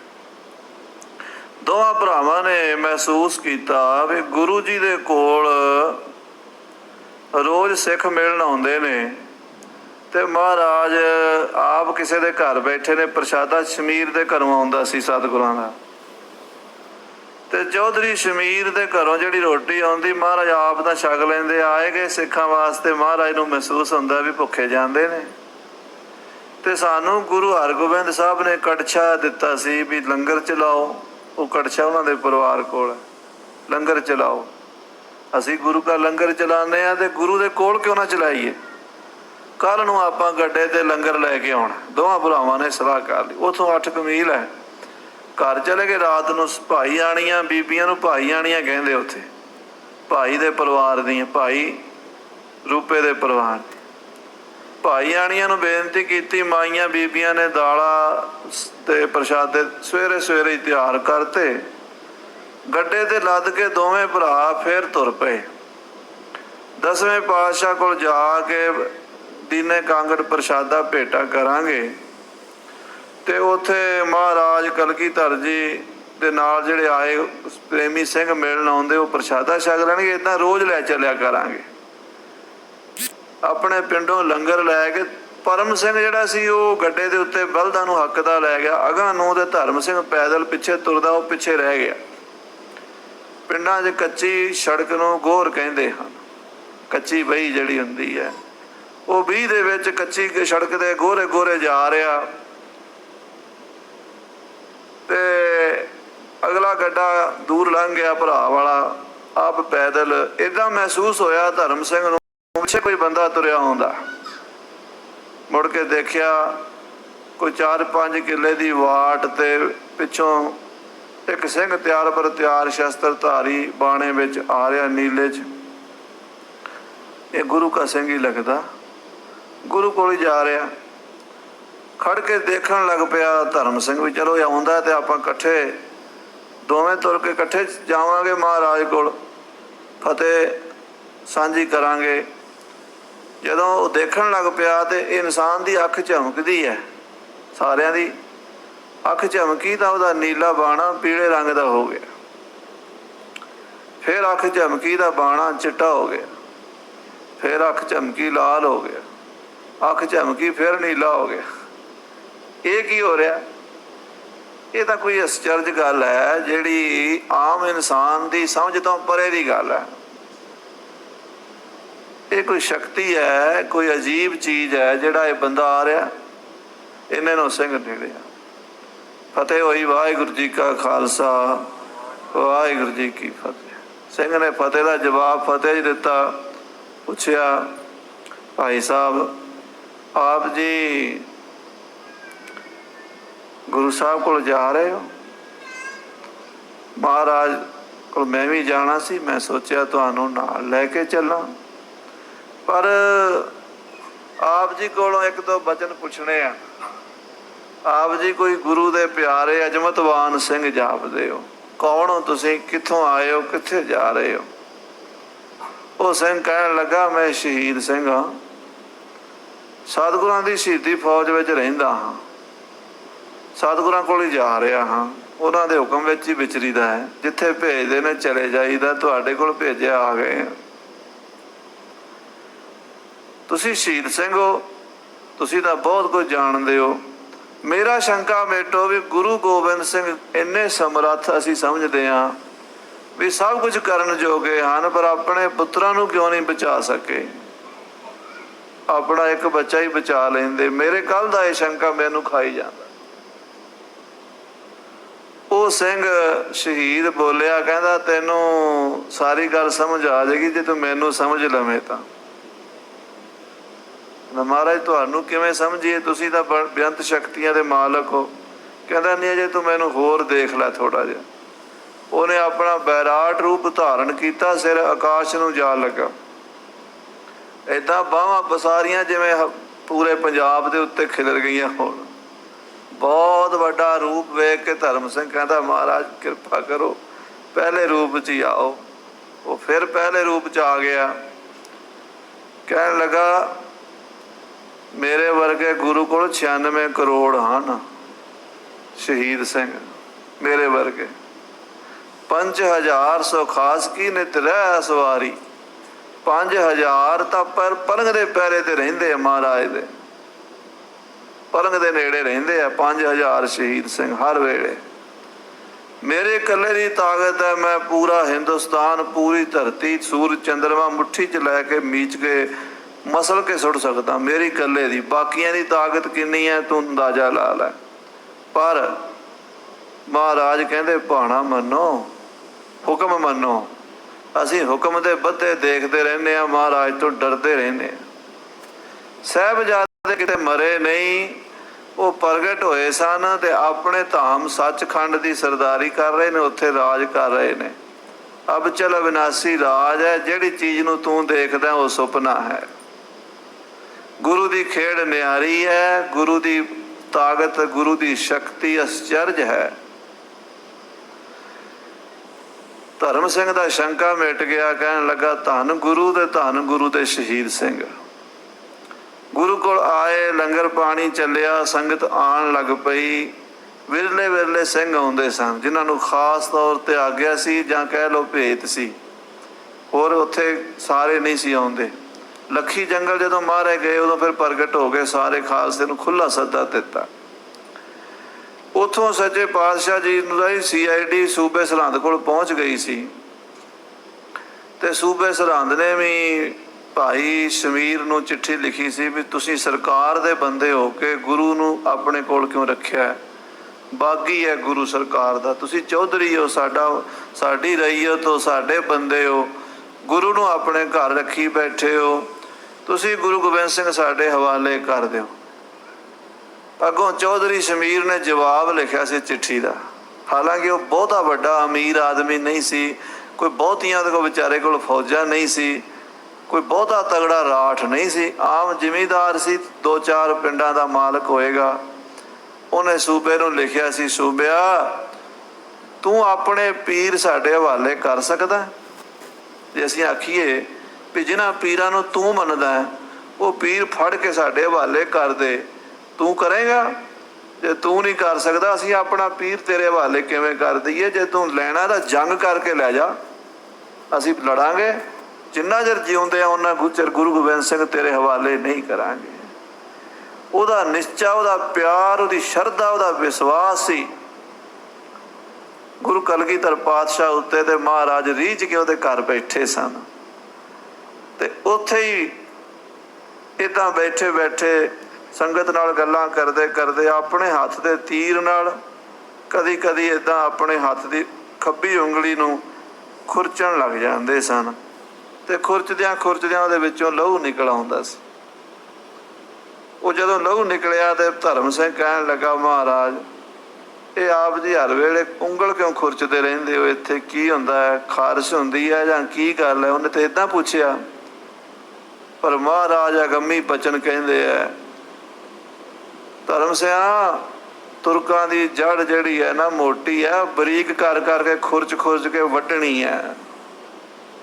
ਜਦੋਂ ਆਹ ਵਚਨ ਕਿਹਾ ਭਾਈ ਦਇਆ ਸਿੰਘ, ਭਾਈ ਧਰਮ ਸਿੰਘ, ਭਾਈ ਮਾਨ ਸਿੰਘ, ਉਹ ਜਿਹੜਾ ਧਰਮ ਸਿੰਘ ਭਾਈ ਰੂਪੇ ਵਾਲਾ ਹੋਰ ਸੀ, 5 ਪਿਆਰਿਆਂ ਵਾਲੇ ਧਰਮ ਸਿੰਘ ਹੋਰ ਸੀ, ਭਾਈ ਪਰਮ ਸਿੰਘ, ਚੌਧਰੀ ਸ਼ਮੀਰ ਤਾਂ ਲਾਗੇ ਪਲੰਗ ਦੇ ਬੈਠੇ ਸੀ। ਧਰਮ ਸਿੰਘ ਕਹਿਣ ਲੱਗਾ ਮਹਾਰਾਜ ਔਰੰਗਜ਼ੇਬ ਨੂੰ ਤਾਂ ਮਾਰਦੇ ਨਹੀਂ, ਜੜ ਕਿਵੇਂ ਵੱਢੀ ਜਾਏਗੀ ਤੁਰਕਾਂ ਦੀ? ਪਹਿਲਾਂ ਉਹਨੂੰ ਦੁਸ਼ਟ ਨੂੰ ਮਾਰੋ ਫਿਰ ਜੜ ਵੱਢੀ ਜਾਏਗੀ। ਸਾਹਿਬ ਕਹਿਣ ਲੱਗੇ ਇੰਨੀ ਕਾਹਲ ਹੈ ਸਿੰਘੋ ਮਾਰਨ ਦੀ? ਮਹਾਰਾਜ ਹੋਰ ਕਦੋਂ ਮਾਰੋਗੇ? 90 ਸਾਲ ਦਾ ਹੋ ਚੱਲਿਆ ਬੁੱਢਾ, ਮਾਰੋ ਇਹਨੂੰ ਹੁਣ, ਖਤਮ ਕਰੋ।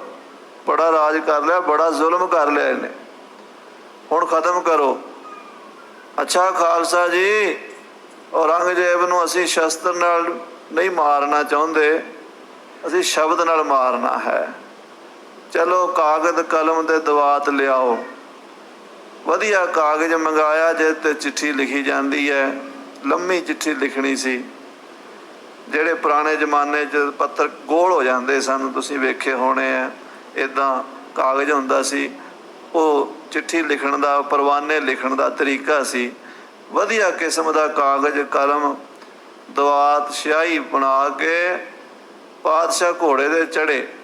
ਦੀਨੇ ਕਾਂਗੜ ਪਿੰਡ ਦੀ ਜੂਹ ਵਿੱਚ 6ਵੇਂ ਪਾਤਸ਼ਾਹ ਵੀ ਆਏ ਸਨ। ਉੱਥੇ ਉਹਨਾਂ ਦਾ ਸਥਾਨ ਸੀਗਾ। ਬੜਾ ਪੁਰਾਤਨ ਬੋਹੜ ਅੱਜ ਵੀ ਹੈ। ਉਸ ਬੋਹੜ ਦੇ ਲਾਗੇ ਜਾ ਕੇ ਸਤਿਗੁਰੂ ਛਾਵੇਂ ਝਿੜੀ 'ਚ ਬੈਠ ਜਾਂਦੇ ਸੀ। ਦੁਪਹਿਰ ਵੇਲੇ ਖਾਸ ਸੇਵਾਦਾਰ ਇੱਕ ਦੋ ਨਾਲ ਜਾਂਦੇ ਸੀ। ਰੌਲਾ ਰੱਪਾ ਨਹੀਂ ਸੀ ਹੁੰਦਾ, ਸ਼ਾਂਤ ਹੁੰਦਾ ਸੀ ਮਾਹੌਲ। ਉੱਥੇ ਬਹਿ ਕੇ ਬਾਣੀ ਲਿਖਣ ਲੱਗੇ ਨੇ। ਸਤਿਗੁਰੂ ਔਰੰਗਜ਼ੇਬ ਨੂੰ ਇਹ ਚਿੱਠੀ ਲਿਖਦੇ ਨੇ। ਦੁਨੀਆ ਦੇ ਇਤਿਹਾਸ ਵਿੱਚ ਇੱਕ ਮਹਾਨ ਦਸਤਾਵੇਜ਼ ਹੈ। ਸਤਿਗੁਰੂ 10ਵੇਂ ਪਾਤਸ਼ਾਹ ਮਹਾਰਾਜ ਉਹ ਸੱਚਾਈਆਂ ਬਿਆਨ ਕਰ ਰਹੇ ਹੈ ਜਿਹੜੀਆਂ ਉਸ ਵੇਲੇ ਸਮਾਜ ਦੀਆਂ ਅੱਖਾਂ ਤੋਂ ਵੀ ਓਹਲੇ ਸਨ। ਤੇ ਔਰੰਗਜ਼ੇਬ ਵੀ ਪੱਟੀ ਬੰਨੀ ਬੈਠਾ ਸੀ। ਉਹਦੀਆਂ ਪੱਟੀਆਂ ਖੋਲ ਦਿੱਤੀਆਂ ਪਾਤਸ਼ਾਹ ਨੇ। ਸੁਣੋ ਸਤਿਗੁਰੂ ਕਿਵੇਂ ਆਰੰਭ ਕਰਦੇ ਹਨ। ਸਾਰੀ ਸੰਗਤ ਪਿਆਰ ਨਾਲ ਆਖੋ ਸਤਿਨਾਮ ਵਾਹਿਗੁਰੂ ਸਾਹਿਬ ਜੀ। ਫਿਰ ਆਖੋ ਸਤਿਨਾਮ ਸ੍ਰੀ ਵਾਹਿਗੁਰੂ ਸਾਹਿਬ ਜੀ। ਇੱਕ ਓੰਕਾਰ। ਇੱਕ ਓੰਕਾਰ ਪਰਮਾਤਮਾ ਇੱਕ ਹੈ। ਸਭ ਤੋਂ ਪਹਿਲਾਂ ਮਹਾਰਾਜ ਇਹ ਲਿਖਦੇ, ਇੱਕ ਹੈ ਵਾਹਿਗੁਰੂ। ਸਾਰਿਆਂ ਦਾ ਬੀਜ ਹੈ। ਬੀਜ ਤੋਂ ਬਿਨਾਂ ਕੋਈ ਚੀਜ਼ ਪੈਦਾ ਨਹੀਂ ਹੁੰਦੀ। ਕੋਈ ਦਰਖਤ ਹੈ, ਕੋਈ ਬੂਟਾ ਹੈ, ਕੋਈ ਜੀਵ ਹੈ, ਉਹਦਾ ਬੀਜ ਜ਼ਰੂਰੀ ਹੈ। ਐਡਾ ਵੱਡਾ ਸੰਸਾਰ ਪੈਦਾ ਹੋ ਗਿਆ, ਕਿੱਥੋਂ ਹੋਇਆ? ਗੁਰੂ ਨਾਨਕ ਸਾਹਿਬ ਕਹਿੰਦੇ ਓੰਕਾਰ ਬ੍ਰਹਮਾ ਉਤਪਤ, ਓੰਕਾਰ ਕੀਆ ਜਿਨ ਚਿਤ, ਓੰਕਾਰ ਸੈਲ ਜੁਗ ਭਏ, ਓੰਕਾਰ ਬੇਦ ਨਿਰਮਏ। ਜੋ ਕੁਝ ਪੈਦਾ ਹੋਇਆ ਓੰਕਾਰ ਤੋਂ ਹੋਇਆ। ਉਹ ਪੈਦਾ ਕਰਨ ਵਾਲਾ ਵੀ ਹੈ ਤੇ ਪਾਲਣਾ ਕਰਨ ਵਾਲਾ ਵੀ ਹੈ ਤੇ ਅੰਤ ਨੂੰ ਸਾਰਿਆਂ ਨੂੰ ਸਮੇਟਣ ਵਾਲਾ ਵੀ ਹੈ। ਔਰ ਉਹ ਕੇਵਲ, ਕਾਰ ਦਾ ਮਤਲਬ ਕੇਵਲ, ਓਨਲੀ ਵਨ ਹੈ। 2 3 4 ਨਹੀਂ ਹੈ। ਏਕੋ ਹੈ ਭਾਈ ਏਕੋ ਹੈ, ਸਾਹਿਬ ਮੇਰਾ ਏਕੋ ਹੈ। ਏਕੋ ਹੈ ਭਾਈ ਏਕੋ ਹੈ, ਸਾਹਿਬ ਮੇਰਾ ਏਕੋ ਹੈ।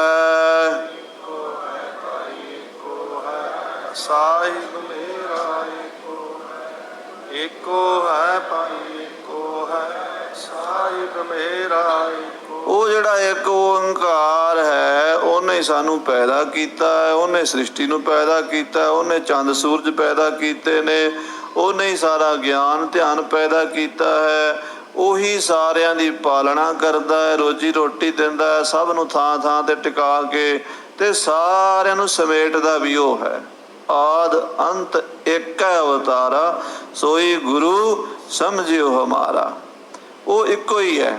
ਔਰ ਭਾਈ ਉਹ ਪਰਮਾਤਮਾ ਜਿਹੜਾ ਹੈ, ਉਹਦਾ ਹੁਕਮ 7 ਹੈ। ਪੜ੍ਹੋ ਜੀ। ਹੁਕਮ 7।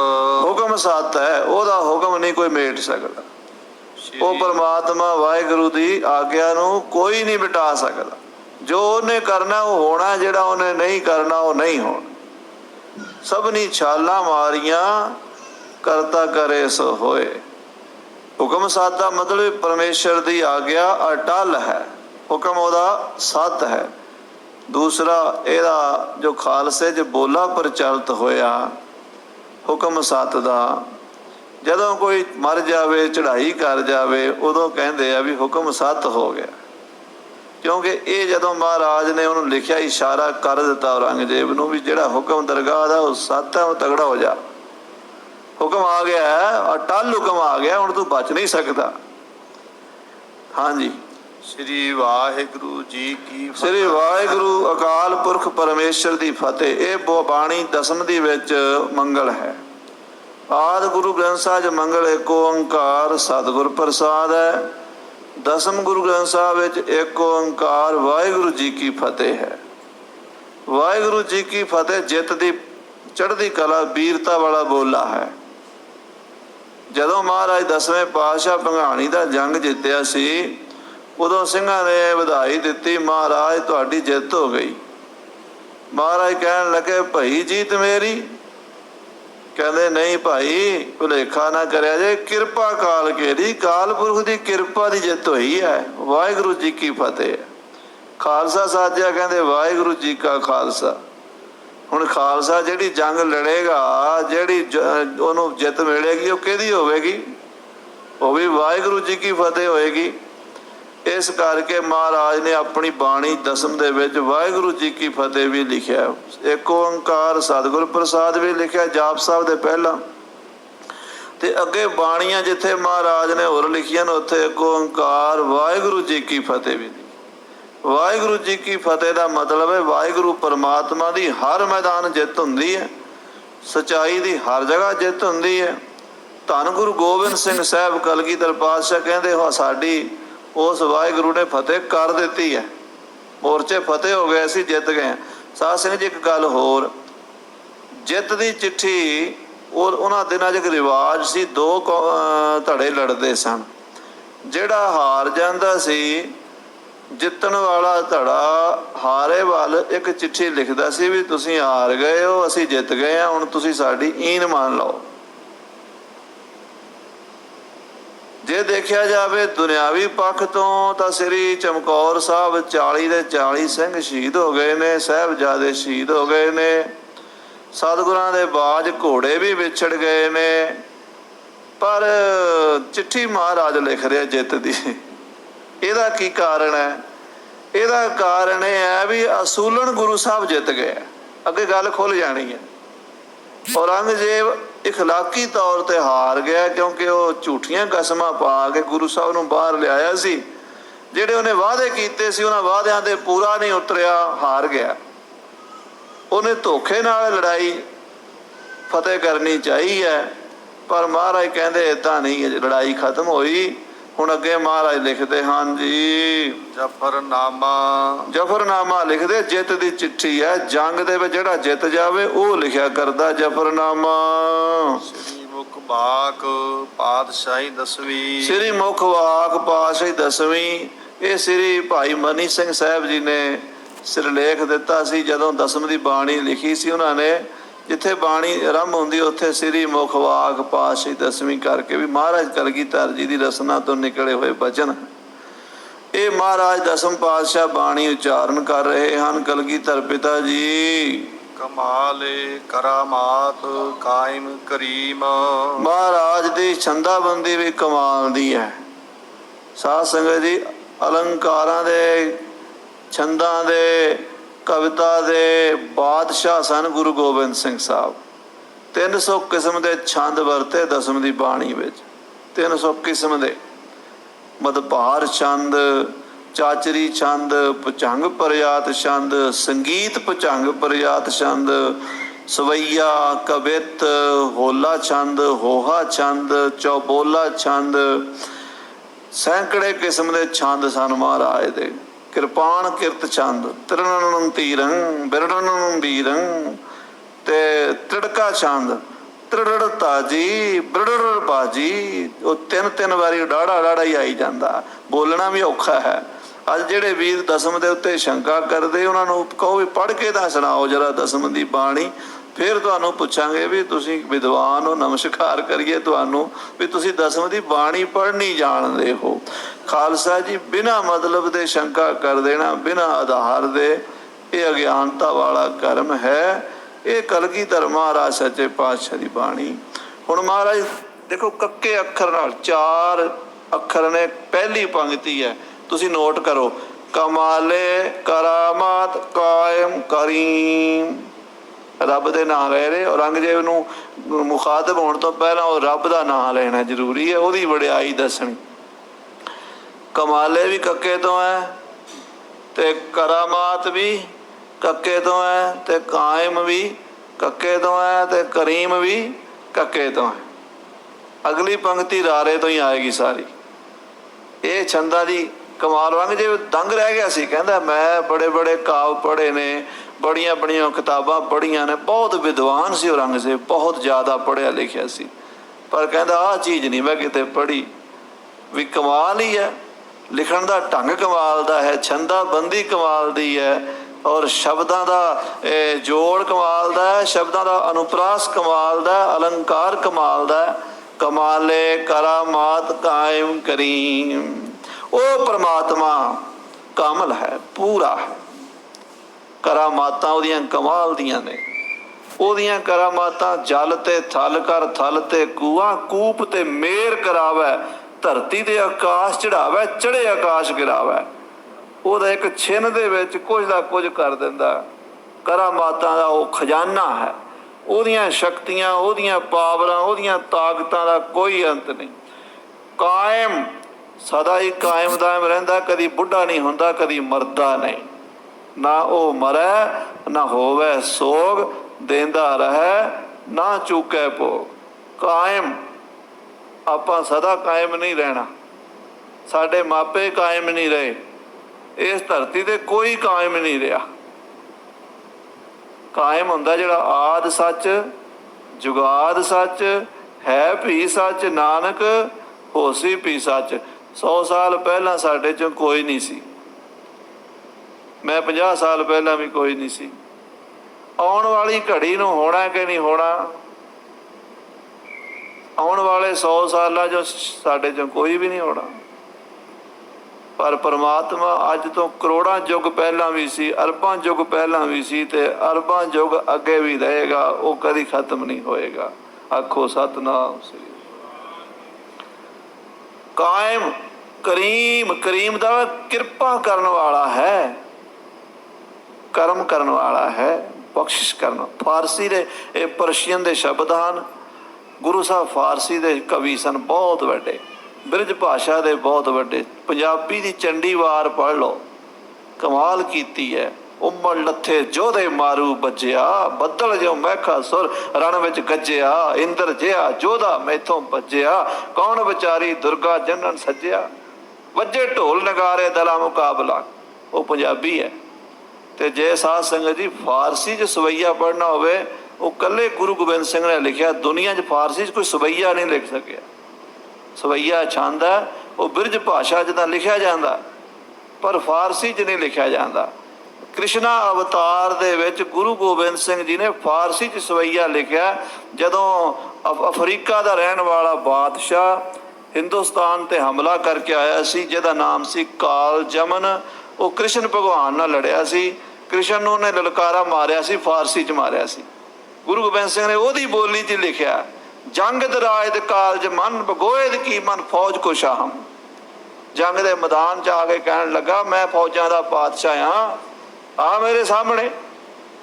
ਜੰਗ ਦਰਾਇਦ ਕਾਲਜ ਮਨ ਬਗੋਇਦ ਕੀ ਮਨ ਫੌਜ ਕੋ ਸ਼ਾਹਮ, ਬਾ ਮਨ ਜੰਗ ਬਗੋ ਕੁਨ ਪਿਆ, ਹਾਰ ਗਏ ਦਿਲ ਵੋ ਨਾ ਜਰਾ ਕੁਨ ਵਾਹਮ। ਦਿਲ 'ਚ ਵਹਿਮ ਨਾ ਕਰ, ਮੈਂ ਤੈਨੂੰ ਖੁਸ਼ ਕਰ ਦਿਆਂਗਾ ਲੜਾਈ 'ਚ। ਵੀ ਜੰਗ ਕਰੇਗਾ ਨਾ ਮੇਰੇ ਨਾਲ ਤੇ ਖੁਸ਼ ਹੋਏਗਾ, ਵੇਖੇਗਾ ਵੀ ਕੋਈ ਬਰਾਬਰ ਦੀ ਟੱਕਰ ਹੋਈ ਹੈ। ਰੋਜ਼ ਮਾਇਆ ਦੁਨੀਆ ਅਫਤਾਬਮ, ਸ਼ਿਆਮ ਸ਼ਬੇ ਅਦਲੀ ਸ਼ਬ ਸ਼ਾਮ। ਦਿਨ ਦੇ ਵਿੱਚ ਤਾਂ ਮੈਂ ਸੂਰਜ ਹਾਂ, ਤੇ ਰਾਤ ਦਾ ਮੈਂ ਚੰਦਰਮਾ ਹਾਂ। ਕਾਨ ਗੁਰੈਜੀ ਮੁਕੁੰਦ ਤੋਂ ਪਿਆ, ਖੁਸ਼ ਮਾਤ ਕੁਨੇਮ ਜ ਜੰਗ ਗੁਨਾ ਗੁਆਮ। ਤੈਨੂੰ ਖੁਸ਼ ਕਰਾਂਗਾ ਕ੍ਰਿਸ਼ਨ, ਆ ਮੇਰੇ ਨਾਲ। ਤੇ ਤੁਸੀਂ ਕਾਲ ਜਮਨ ਦਾ ਜ਼ਿਕਰ ਗੁਰੂ ਗ੍ਰੰਥ ਸਾਹਿਬ 'ਚ ਪੜ੍ਹਦੇ ਹੋ ਨਾ, ਰਖਤ ਬੀਜ ਕਾਲ ਨੇਮ ਬਿਦਾਰੇ। ਉਹ ਕਾਲ ਜਮਨ ਜਿਹੜਾ ਸੀ, ਉਹਨੇ ਇਹ ਬੋਲਿਆ ਸੀ, ਤੇ ਗੁਰੂ ਗੋਬਿੰਦ ਸਿੰਘ ਸਾਹਿਬ ਜੀ ਮਹਾਰਾਜ ਨੇ ਉਹਨੂੰ ਛੰਦਾਂ 'ਚ ਲਿਆ ਕੇ ਸਵਈਏ 'ਚ ਪੇਸ਼ ਕੀਤਾ, 10ਵੇਂ ਪਾਤਸ਼ਾਹ ਨੇ। ਐਸੇ ਸੁੰਦਰ ਕਵੀ ਗੁਰੂ ਗੋਬਿੰਦ ਸਿੰਘ ਸਾਹਿਬ। ਦੇਖੋ ਸ਼ਬਦਾਂ ਦੀ ਜੜਤ ਕਿਵੇਂ ਜੜ ਰਹੇ ਆ, ਜਿਵੇਂ ਹੀਰੇ ਜੜਨੇ ਆ। ਕਮਾਲੇ ਕਰਾਮਾਤ ਕਾਇਮ ਕਰੀਮ। ਕਹਿੰਦੇ ਕਰਾਮਾਤਾਂ ਦਾ ਪੂਰਨ ਭੰਡਾਰਾ ਅਕਾਲ ਪੁਰਖ ਹੈ, ਸਰਬ ਸ਼ਕਤੀਆਂ ਦਾ ਮਾਲਕ ਅਕਾਲ ਪੁਰਖ ਹੈ। ਉਹ ਕਾਇਮ ਦਾਇਮ ਹੈ, ਉਹ ਮੇਰਾ ਦਾ ਸਾਈਂ ਹੈ, ਉਹ ਸਭ ਦੇ ਉੱਤੇ ਕਰਮ ਬਖਸ਼ਿਸ਼ ਕਰਦਾ ਹੈ। ਰਜਾ ਬਖਸ਼ ਓਏ ਰਾਜਕ ਰਹਾ ਕੁਨ ਰਹੀਮ। ਹੁਣ ਰਾਰਾ ਅੱਖਰ ਹੀ ਆ ਗਿਆ, ਸੁਣ ਲਓ। ਰਜ਼ਾ ਬਖਸ਼, ਰਾਜ਼ਕ, ਰਿਹਾ ਕੁਨ, ਰਹੀਮ, ਇਹ ਰਾਰਾ ਹੀ ਹੈ। ਰਜਾ ਬਖਸ਼, ਉਹ ਵਾਹਿਗੁਰੂ ਆਪਣੀ ਬਖਸ਼ਿਸ਼ਾਂ ਆਪਣੀ ਰਜਾ ਦੇ ਵਿੱਚ ਕਰਦਾ ਹੈ। ਜਿਹਦੇ ਟੁੱਟਦਾ ਹੈ ਨਾ, ਉਹਦੇ ਕੋਈ ਕਮੀਆਂ ਨਹੀਂ ਰਹਿਣ ਦਿੰਦਾ, ਉਹਦੀਆਂ ਸਾਰੀਆਂ ਹੀ ਭੁੱਖਾਂ ਗਵਾ ਦਿੰਦਾ। ਆਖੋ ਸਤਿਨਾਮ ਸ੍ਰੀ ਵਾਹਿਗੁਰੂ। ਬਹੁਤ ਪੂਰਨ ਅਕਾਲ ਪੁਰਖ ਵਾਹਿਗੁਰੂ ਆਪਣੇ ਮਰਜ਼ੀ 'ਚ ਆਪਣੇ ਭਾਣੇ ਵਿੱਚ ਖੇਡਾਂ ਖੇਡਦਾ ਹੈ। ਜਿਹਦੇ ਤੇ ਨਿਗਾਹ ਕਰਦਾ ਹੈ ਉਹਨੂੰ ਲੱਖ ਖੁਸ਼ੀਆਂ ਪਾਤਸ਼ਾਹੀਆਂ। ਜੇ ਸਤਿਗੁਰ ਨਦਰ ਕਰੇ, ਉਹਦੀਆਂ 9 ਨਿਧੀਆਂ 18 ਸਿੱਧੀਆਂ ਉਹਦੇ ਪਿੱਛੇ ਲੱਗੀਆਂ ਫਿਰਦੀਆਂ ਉਹ ਬੰਦੇ ਦੇ, ਜਿਹਦੇ ਵੱਲ ਉਹਦੀ ਨਿਗਾਹ ਹੋ ਜਾਂਦੀ ਹੈ। ਰਾਜ਼ਿਕ ਰਿਜ਼ਕ ਦੇਣ ਵਾਲੇ ਨੂੰ ਕਹਿੰਦੇ ਆ ਫਾਰਸੀ 'ਚ। ਰਿਜ਼ਕ ਵੀ ਫਾਰਸੀ ਦਾ ਹੀ ਸ਼ਬਦ ਹੈ ਤੇ ਰਾਜ਼ਿਕ ਰਿਜ਼ਕ ਦੇਣ ਵਾਲਾ। ਆਹ ਦੁਨੀਆ ਦੇ ਜਿੰਨੇ ਲੋਕ ਨੇ, ਕੀੜੀ ਤੋਂ ਲੈ ਕੇ ਹਾਥੀ ਤੱਕ, ਮੱਛਰ ਤੋਂ ਲੈ ਕੇ ਗਰੜ ਤੱਕ, ਸਾਰੇ ਉਹਦਾ ਦਿੱਤਾ ਹੀ ਖਾਂਦੇ ਨੇ। ਤੂੰ ਦਾਤਾ ਦਾਤਾਰ, ਤੇਰਾ ਦਿੱਤਾ ਖਾਵਣਾ, ਸਭਨਾ ਜੀਆਂ ਕਾ ਇੱਕ ਦਾਤਾ, ਸੋ ਮੈਂ ਵਿਸਰ ਨਾ ਜਾਈ। ਰਾਜ਼ਿਕ ਹੈ, ਰਿਜ਼ਕ ਦੇਣ ਵਾਲਾ ਹੈ। ਰਿਹਾ ਕੁਨ, ਉਹ ਪ੍ਰਮਾਤਮਾ ਸਾਰਿਆਂ ਨੂੰ ਰਿਹਾਈ ਦੇਣ ਵਾਲਾ ਵੀ ਹੈ। ਰਿਹਾ ਕੁਨ ਰਹੀਮ, ਰਿਹਾ ਕੁਨ ਦਾ ਅਰਥ ਹੈ ਰਿਹਾਈ ਦੇਣੀ। ਕੋਈ ਜੇਲ੍ਹ 'ਚ ਪਿਆ ਹੋਵੇ, ਉਹਨੂੰ ਬਾਹਰ ਕੱਢੋ ਤੇ ਆਪਾਂ ਫਾਰਸੀ ਵਾਲੇ ਜਾਂ ਪੰਜਾਬ ਵਾਲੇ ਕਹਿ ਦਿੰਦੇ ਆ ਵੀ ਰਿਹਾਈ ਹੋ ਗਈ ਹੈ, ਬੰਦਾ ਜੇਲ੍ਹ ਤੋਂ ਬਾਹਰ ਆ ਗਿਆ।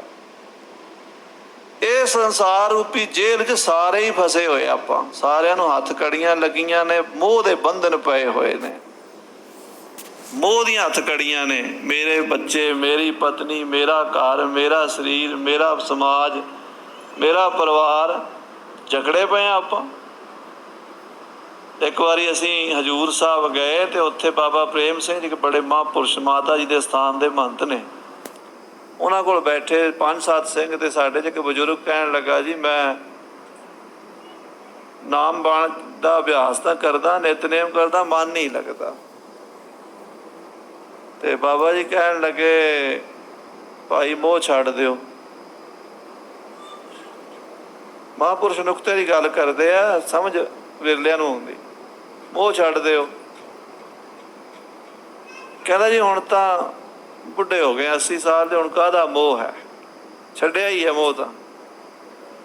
ਉਹ ਕਹਿੰਦੇ ਫਿਰ ਇੰਝ ਕਰੋ ਬਾਬਾ ਜੀ, ਸਾਡੇ ਕੋਲ ਇੱਥੇ ਹਜ਼ੂਰ ਸਾਹਿਬ ਰਹਿ ਜਾਓ। ਕਹਿੰਦੇ ਰਹਿ ਤਾਂ ਜਾਂਦਾ ਜੀ, 2 ਮੱਝਾਂ ਰੱਖੀਆਂ ਹੋਈਆਂ ਘਰ, ਪੱਠੇ ਪਾਣੇ ਪੈਂਦੇ। ਹੁਣ ਸਾਧ ਸੰਗਤ ਜੀ ਗੱਲ ਇਹੀ ਹੈ ਵੀ ਬਾਣੀ 'ਚ ਮਨ ਕਿੱਥੇ ਲੱਗੇ? ਮਨ ਤਾਂ ਸਾਡਾ ਸੰਸਾਰ ਦੇ ਧੰਦਿਆਂ 'ਚ ਹੈ, ਮੋਹ ਨਹੀਂ ਛੱਡਦਾ। ਉਹ ਮੋਹ ਕਰਕੇ ਅਸੀਂ ਫਸੇ ਹੋਏ ਹਾਂ, ਬੰਧਨ ਪਏ ਹੋਏ ਨੇ। ਉਹ ਬੰਧਨ ਕੌਣ ਕੱਟਦਾ? ਅਕਾਲ ਪੁਰਖ ਦਾ ਨਾਮ। ਰਿਹਾਈ, ਰਿਹਾ ਕੁਨ ਰਹੀਮ, ਤੇ ਰਹਿਮ ਕਰਦਾ। ਦੁਨੀਆ ਦੇ ਵਿੱਚ ਕੋਈ ਬੰਦਾ ਗਲਤੀ ਕਰ ਲਏ, ਆਪਾਂ ਕਹਿੰਦੇ ਇਹਨੂੰ ਵੱਢ ਦਈਏ, ਇਹਨੂੰ ਮਾਰ ਦਈਏ, ਇਹਨੂੰ ਖਾ ਜਾਈਏ, ਖਤਮ ਕਰ ਦਈਏ ਇਹਨੂੰ। ਬੱਚਾ ਗਲਤੀ ਕਰੇ, ਮਾਂ-ਬਾਪ 1-2 ਵਾਰੀ ਵਾਰਨਿੰਗ ਦਿੰਦੇ ਆ, ਤੀਜੇ ਵਾਰੀ ਕਹਿੰਦੇ ਆ ਵੀ ਇਹਨੂੰ ਤੇ ਬੇਦਖਲ ਕਰ ਦਿਓ, ਇਹ ਨਹੀਂ ਬੰਦਾ ਬਣਨ ਵਾਲਾ। ਅਦਾਲਤ ਵਿੱਚ ਜਾ ਕੇ, ਕਚਹਿਰੀ ਜਾ ਕੇ ਨੋਟਿਸ ਹੀ ਕਢਾ ਦਿੰਦੇ ਆ ਵੀ ਮੇਰਾ ਬੱਚਾ ਮੇਰੇ ਕਹਿਣੇ 'ਚ ਨਹੀਂ, ਮੇਰੀ ਚੱਲ ਅਚਲ ਜਾਇਦਾਦ ਤੋਂ ਬੇਦਖਲ ਕੀਤਾ ਜਾ। ਲੈਣ ਦੇਣ ਦਾ ਆਪ ਜ਼ਿੰਮੇਵਾਰ। ਪਰ ਇਨਸਾਨ ਲੱਖਾਂ ਗਲਤੀਆਂ ਕਰਦਾ, ਅਕਾਲ ਪੁਰਖ ਦੇ ਦਰਬਾਰ 'ਚੋਂ ਰਹਿਮ ਹੀ ਮਿਲਦਾ ਹੈ, ਬੇਰਹਿਮੀ ਨਹੀਂ ਮਿਲਦੀ। ਆਖੋ ਸਤਿਨਾਮ ਸ੍ਰੀ ਵਾਹਿਗੁਰੂ। ਉਹ ਪਰਮੇਸ਼ਰ ਫਿਰ ਵੀ ਆਪਣੇ ਬੱਚੇ ਸਮਝ ਕੇ ਸਾਡੀਆਂ ਗੁਨਾਹ ਗਲਤੀਆਂ ਨੂੰ ਮਾਫ ਕਰਦਾ ਹੈ। ਰਿਹਾ ਕੁਨ ਰਹੀਮ, ਉਹ ਰਹਿਮ ਕਰਨ ਵਾਲਾ ਹੈ। ਅਮਾ ਬਖਸ਼ ਬਖਸ਼ਿੰਦ ਓ ਦਸਤਗੀਰ, ਉਹ ਪਰਮਾਤਮਾ ਈਮਾਨ ਬਖਸ਼ਣ ਵਾਲਾ ਹੈ। ਈਮਾਨ ਜਿਹੜਾ ਸਾਡੇ ਕੋਲ ਈਮਾਨ ਹੈ ਨਾ, ਧਰਮ ਸਾਡਾ ਨਹੀਂ ਹੈ, ਰੱਬ ਦਾ ਦਿੱਤਾ ਹੋਇਆ। ਜਿਹਨੂੰ ਰੱਬ ਇਮਾਨਦਾਰੀ ਬਖਸ਼ ਦਿੰਦਾ ਉਹ ਬੰਦਾ ਇਮਾਨਦਾਰ ਬਣਦਾ, ਜਿਹਨੂੰ ਬੇਈਮਾਨੀ ਬਣਾਉਂਦਾ ਉਹ ਬੇਈਮਾਨੀ 'ਚ ਹੀ ਲੱਗਾ ਰਹਿੰਦਾ। ਇਸ ਕਰਕੇ ਰੱਬ ਤੋਂ ਈਮਾਨ ਦੀ ਮੰਗ ਕਰੀਏ, ਸੱਚੇ ਪਾਤਸ਼ਾਹ ਰਹਿਮ ਕਰ, ਸਾਨੂੰ ਈਮਾਨ ਦੇ ਦੇ। ਅਮਾ ਬਖਸ਼, ਉਹ ਵਾਹਿਗੁਰੂ ਧਰਮ ਦੇਣ ਵਾਲਾ ਹੈ, ਈਮਾਨ ਦੇਣ ਵਾਲਾ ਹੈ, ਔਰ ਈਮਾਨਦਾਰਾਂ ਨੂੰ ਬਖਸ਼ਣ ਵਾਲਾ ਹੈ। ਆਖੋ ਸਤਿਨਾਮ ਸ੍ਰੀ ਵਾਹਿਗੁਰੂ। ਧਰਮੀ ਬੰਦਿਆਂ ਦੇ ਉੱਤੇ ਬਖਸ਼ਿਸ਼ ਹੈ ਉਹਦੀ। ਬਖਸ਼ਿੰਦ, ਉਹ ਸਦਾ ਹੀ ਖਿਮਾ ਕਰਨ ਵਾਲਾ ਹੈ। ਤੇ ਦਸਤਗੀਰ ਦਾ ਮਤਲਬ ਬਾਂਹ ਫੜਨ ਵਾਲਾ ਹੈ। ਦਸਤ ਮੈਨੇ ਹੱਥ, ਬਾਂਹ, ਜਿਹਦੀ ਕੋਈ ਬਾਂਹ ਨਹੀਂ ਫੜਦਾ ਦੁਨੀਆ ਵਿੱਚ, ਆਖੋ ਵਾਹਿਗੁਰੂ, ਉਹਦੀ ਬਾਂਹ ਮੇਰਾ ਸਤਿਗੁਰੂ ਫੜਦਾ ਹੈ। ਜਿਸਕਾ ਨਾਹੇ ਕੋਏ ਹਾਂ, ਤਿਸਕਾ ਪ੍ਰਭੂ ਸੋਏ ਹਾਂ। ਔਰੰਗਜ਼ੇਬ ਬਾਦਸ਼ਾਹ ਦੇ ਦਰਬਾਰ 'ਚ 1400 ਪੜ੍ਹੇ ਲਿਖੇ ਬੰਦੇ ਸਨ। ਔਰੰਗਜ਼ੇਬ ਨੇ ਇੱਕ ਕੁਰਾਨ ਦੀ ਡੂੰਘੀ ਆਇਤ ਦੇ ਅਰਥ ਪੁੱਛੇ, 1400 ਨੇ ਦੱਸੇ, ਪਰ ਔਰੰਗਜ਼ੇਬ ਦੀ ਤਸੱਲੀ ਨਾ ਹੋਈ। ਆਪਣੇ ਲੜਕੇ ਨੂੰ ਕਹਿਣ ਲੱਗਾ, ਕਾਕਾ ਤੂੰ ਬੜਾ ਪੜ੍ਹਿਆ ਲਿਖਿਆ ਬਣਦਾ, ਤੂੰ ਸੁਣਾਈ ਕੱਲ ਨੂੰ ਅਰਥੇ ਦੇ। ਉਹ ਵਿਚਾਰਾ ਘਰ ਆ ਗਿਆ, ਆਪਣੇ ਦਫ਼ਤਰ 'ਚ ਸੋਚਾਂ 'ਚ ਬੈਠਾ, ਜਿਹਦਾ ਨਾਂ ਸੀ ਸ਼ਹਿਜ਼ਾਦਾ ਮੁਅੱਜ਼ਮ ਬਹਾਦਰ ਸ਼ਾਹ, ਬਾਅਦ 'ਚ ਬਾਦਸ਼ਾਹ ਬਣਿਆ। ਪਰੇਸ਼ਾਨ ਜਿਹਾ। ਭਾਈ ਨੰਦ ਲਾਲ ਜੀ ਉਹਦੇ ਕੋਲ ਮੁਨਸ਼ੀ ਲੱਗੇ, ਮੀਰ ਮੁਨਸ਼ੀ। ਉਹਨੂੰ ਦੇਖ ਕੇ ਕਹਿਣ ਲੱਗੇ ਕਿ ਸ਼ਹਿਜ਼ਾਦਾ ਤੁਸੀਂ ਅੱਜ ਪਰੇਸ਼ਾਨ ਕਿਉਂ? ਉਹ ਕਹਿਣ ਲੱਗਾ, ਨੰਦ ਲਾਲ ਜੀ ਪਰੇਸ਼ਾਨੀ ਬੜੀ ਵੱਡੀ, ਮੇਰੇ ਪਿਓ ਨੇ ਕੁਰਾਨ ਦੇ ਅਰਥ ਪੁੱਛੇ ਆ ਪੰਕਤੀ ਦੇ, ਮੈਨੂੰ ਨਹੀਂ ਸਮਝ ਆ ਰਹੇ। 1400 ਬੰਦਿਆਂ ਨੂੰ ਨਹੀਂ ਆਏ, ਮੈਨੂੰ ਕੀ ਆਣੇ? ਐਡੇ ਐਡੇ ਵਿਦਵਾਨਾਂ ਕਾਜੀ ਮੁਲਾਣਿਆਂ ਨੂੰ ਨਹੀਂ ਆਏ, ਉਹਨਾਂ ਦੀ ਗੱਲ ਤੇ ਮੇਰਾ ਪਿਓ ਨਹੀਂ ਰੱਜਿਆ, ਮੇਰੀ ਤੇ ਕੀ ਕਰੇਗਾ? ਭਾਈ ਨੰਦ ਲਾਲ ਕਹਿੰਦੇ ਲਿਆਓ ਮੈਨੂੰ ਦਿਖਾਓ ਜਰਾ। ਉਹਨਾਂ ਨੇ ਦੇਖਿਆ, ਫਟਾਫਟ ਲੰਮਾ ਚੌੜਾ ਲੇਖ ਉੱਤੇ ਲਿਖ ਦਿੱਤਾ, ਇਹ ਦਿਖਾ ਦੀ ਆਪਣੇ ਪਿਓ ਨੂੰ। ਭਾਈ ਨੰਦ ਲਾਲ ਜੀ ਦਾ ਲਿਖਿਆ ਉਹ ਲੈ ਕੇ ਜਦੋਂ ਬਾਦਸ਼ਾਹ ਦੇ ਕੋਲ ਗਿਆ, ਬਾਦਸ਼ਾਹ ਔਰੰਗਜ਼ੇਬ ਕਹਿੰਦਾ, ਕਾਕਾ ਅਰਥ ਤਾਂ ਬੜੇ ਕਮਾਲ ਦੇ ਨੇ, ਪਰ ਤੂੰ ਮੇਰਾ ਪੁੱਤਰ ਹੈ, ਮੈਂ ਤੇਰੀ ਰਗ ਰਗ ਤੋਂ ਵਾਕਫ ਹੈ, ਤੂੰ ਨਹੀਂ ਲਿਖੇ, ਕਿਸੇ ਕੋਲ ਲਿਖਵਾ ਕੇ ਲਿਆਇਆ। ਉਹ ਕਹਿੰਦਾ, ਅੱਬਾ ਬਾਦਸ਼ਾਹ ਸਲਾਮਤ, ਮੇਰੇ ਕੋਲ ਇੱਕ ਲਿਖਾਰੀ ਹੈ, ਬੜਾ ਵਿਦਵਾਨ ਹੈ, ਉਹਦੇ ਕੋਲੋਂ ਮੁਨਸ਼ੀ ਕੋਲੋਂ ਲਿਖਾਏ ਨੇ। ਕੀ ਨਾਂ ਹੈ ਤੇਰੇ ਮੁਨਸ਼ੀ ਦਾ? ਮੇਰੇ ਮੁਨਸ਼ੀ ਦਾ ਨਾਂ ਹੈ ਨੰਦ ਲਾਲ। ਔਰੰਗਜ਼ੇਬ ਕਹਿੰਦਾ, ਨੰਦ ਲਾਲ ਹਿੰਦੂ, ਅਜੇ ਤੱਕ ਮੁਸਲਮਾਨ ਨਹੀਂ ਬਣਾਇਆ ਉਹਨੂੰ? ਐਡਾ ਵਿਦਵਾਨ ਬੰਦਾ ਆਪਣੀ ਕੌਮ 'ਚ ਲਿਆਓ, ਕੱਲ੍ਹ ਨੂੰ ਮੁਸਲਮਾਨ ਬਣਾਓ ਉਹਨੂੰ। ਸ਼ਹਿਜ਼ਾਦਾ ਘਰ ਆਇਆ, ਹੋਰ ਚਿੰਤਾ 'ਚ ਪਿਆ, ਕਹਿਣ ਲੱਗਾ, ਨੰਦ ਲਾਲ ਬੜੀ ਮੁਸੀਬਤ 'ਚ ਪਾਤਾ ਤੈਨੂੰ ਮੈਂ, ਧਰਮ ਸੰਕਟ ਆ ਗਿਆ ਤੇਰੇ ਤੇ, ਤੂੰ ਮੇਰਾ ਮਿੱਤਰ ਹੈ, ਤੈਨੂੰ ਦੱਸਣਾ ਮੇਰਾ ਫਰਜ਼ ਹੈ। ਕੱਲ੍ਹ ਨੂੰ ਮੇਰਾ ਪਿਓ ਤੈਨੂੰ ਬਾਦਸ਼ਾਹ ਔਰੰਗਜ਼ੇਬ ਮੁਸਲਮਾਨ ਬਣਾਏਗਾ, ਹੁਣ ਤੂੰ ਦੱਸ ਮੁਸਲਮਾਨ ਬਣੇਗਾ ਕਿ ਮਰੇਗਾ, ਜਾਂ ਕਿੱਧਰ ਨਿਕਲ ਜਾ। ਭਾਈ ਨੰਦ ਲਾਲ ਕਹਿੰਦਾ, ਰਾਤੋਂ ਰਾਤ ਕਿੱਥੇ ਜਾਵਾਂ, ਘਰ-ਬਾਰ ਛੱਡ ਕੇ, ਨੌਕਰੀ ਛੱਡ ਕੇ, ਪਰਿਵਾਰ ਛੱਡ ਕੇ, ਘਰ-ਬਾਰ ਛੱਡ ਕੇ, ਇੱਕਦਮ ਕਿੱਥੇ ਜਾਵਾਂ? ਇੱਕ ਰਾਤ ਦਾ ਟਾਈਮ ਹੈ ਵਿੱਚ। ਔਰ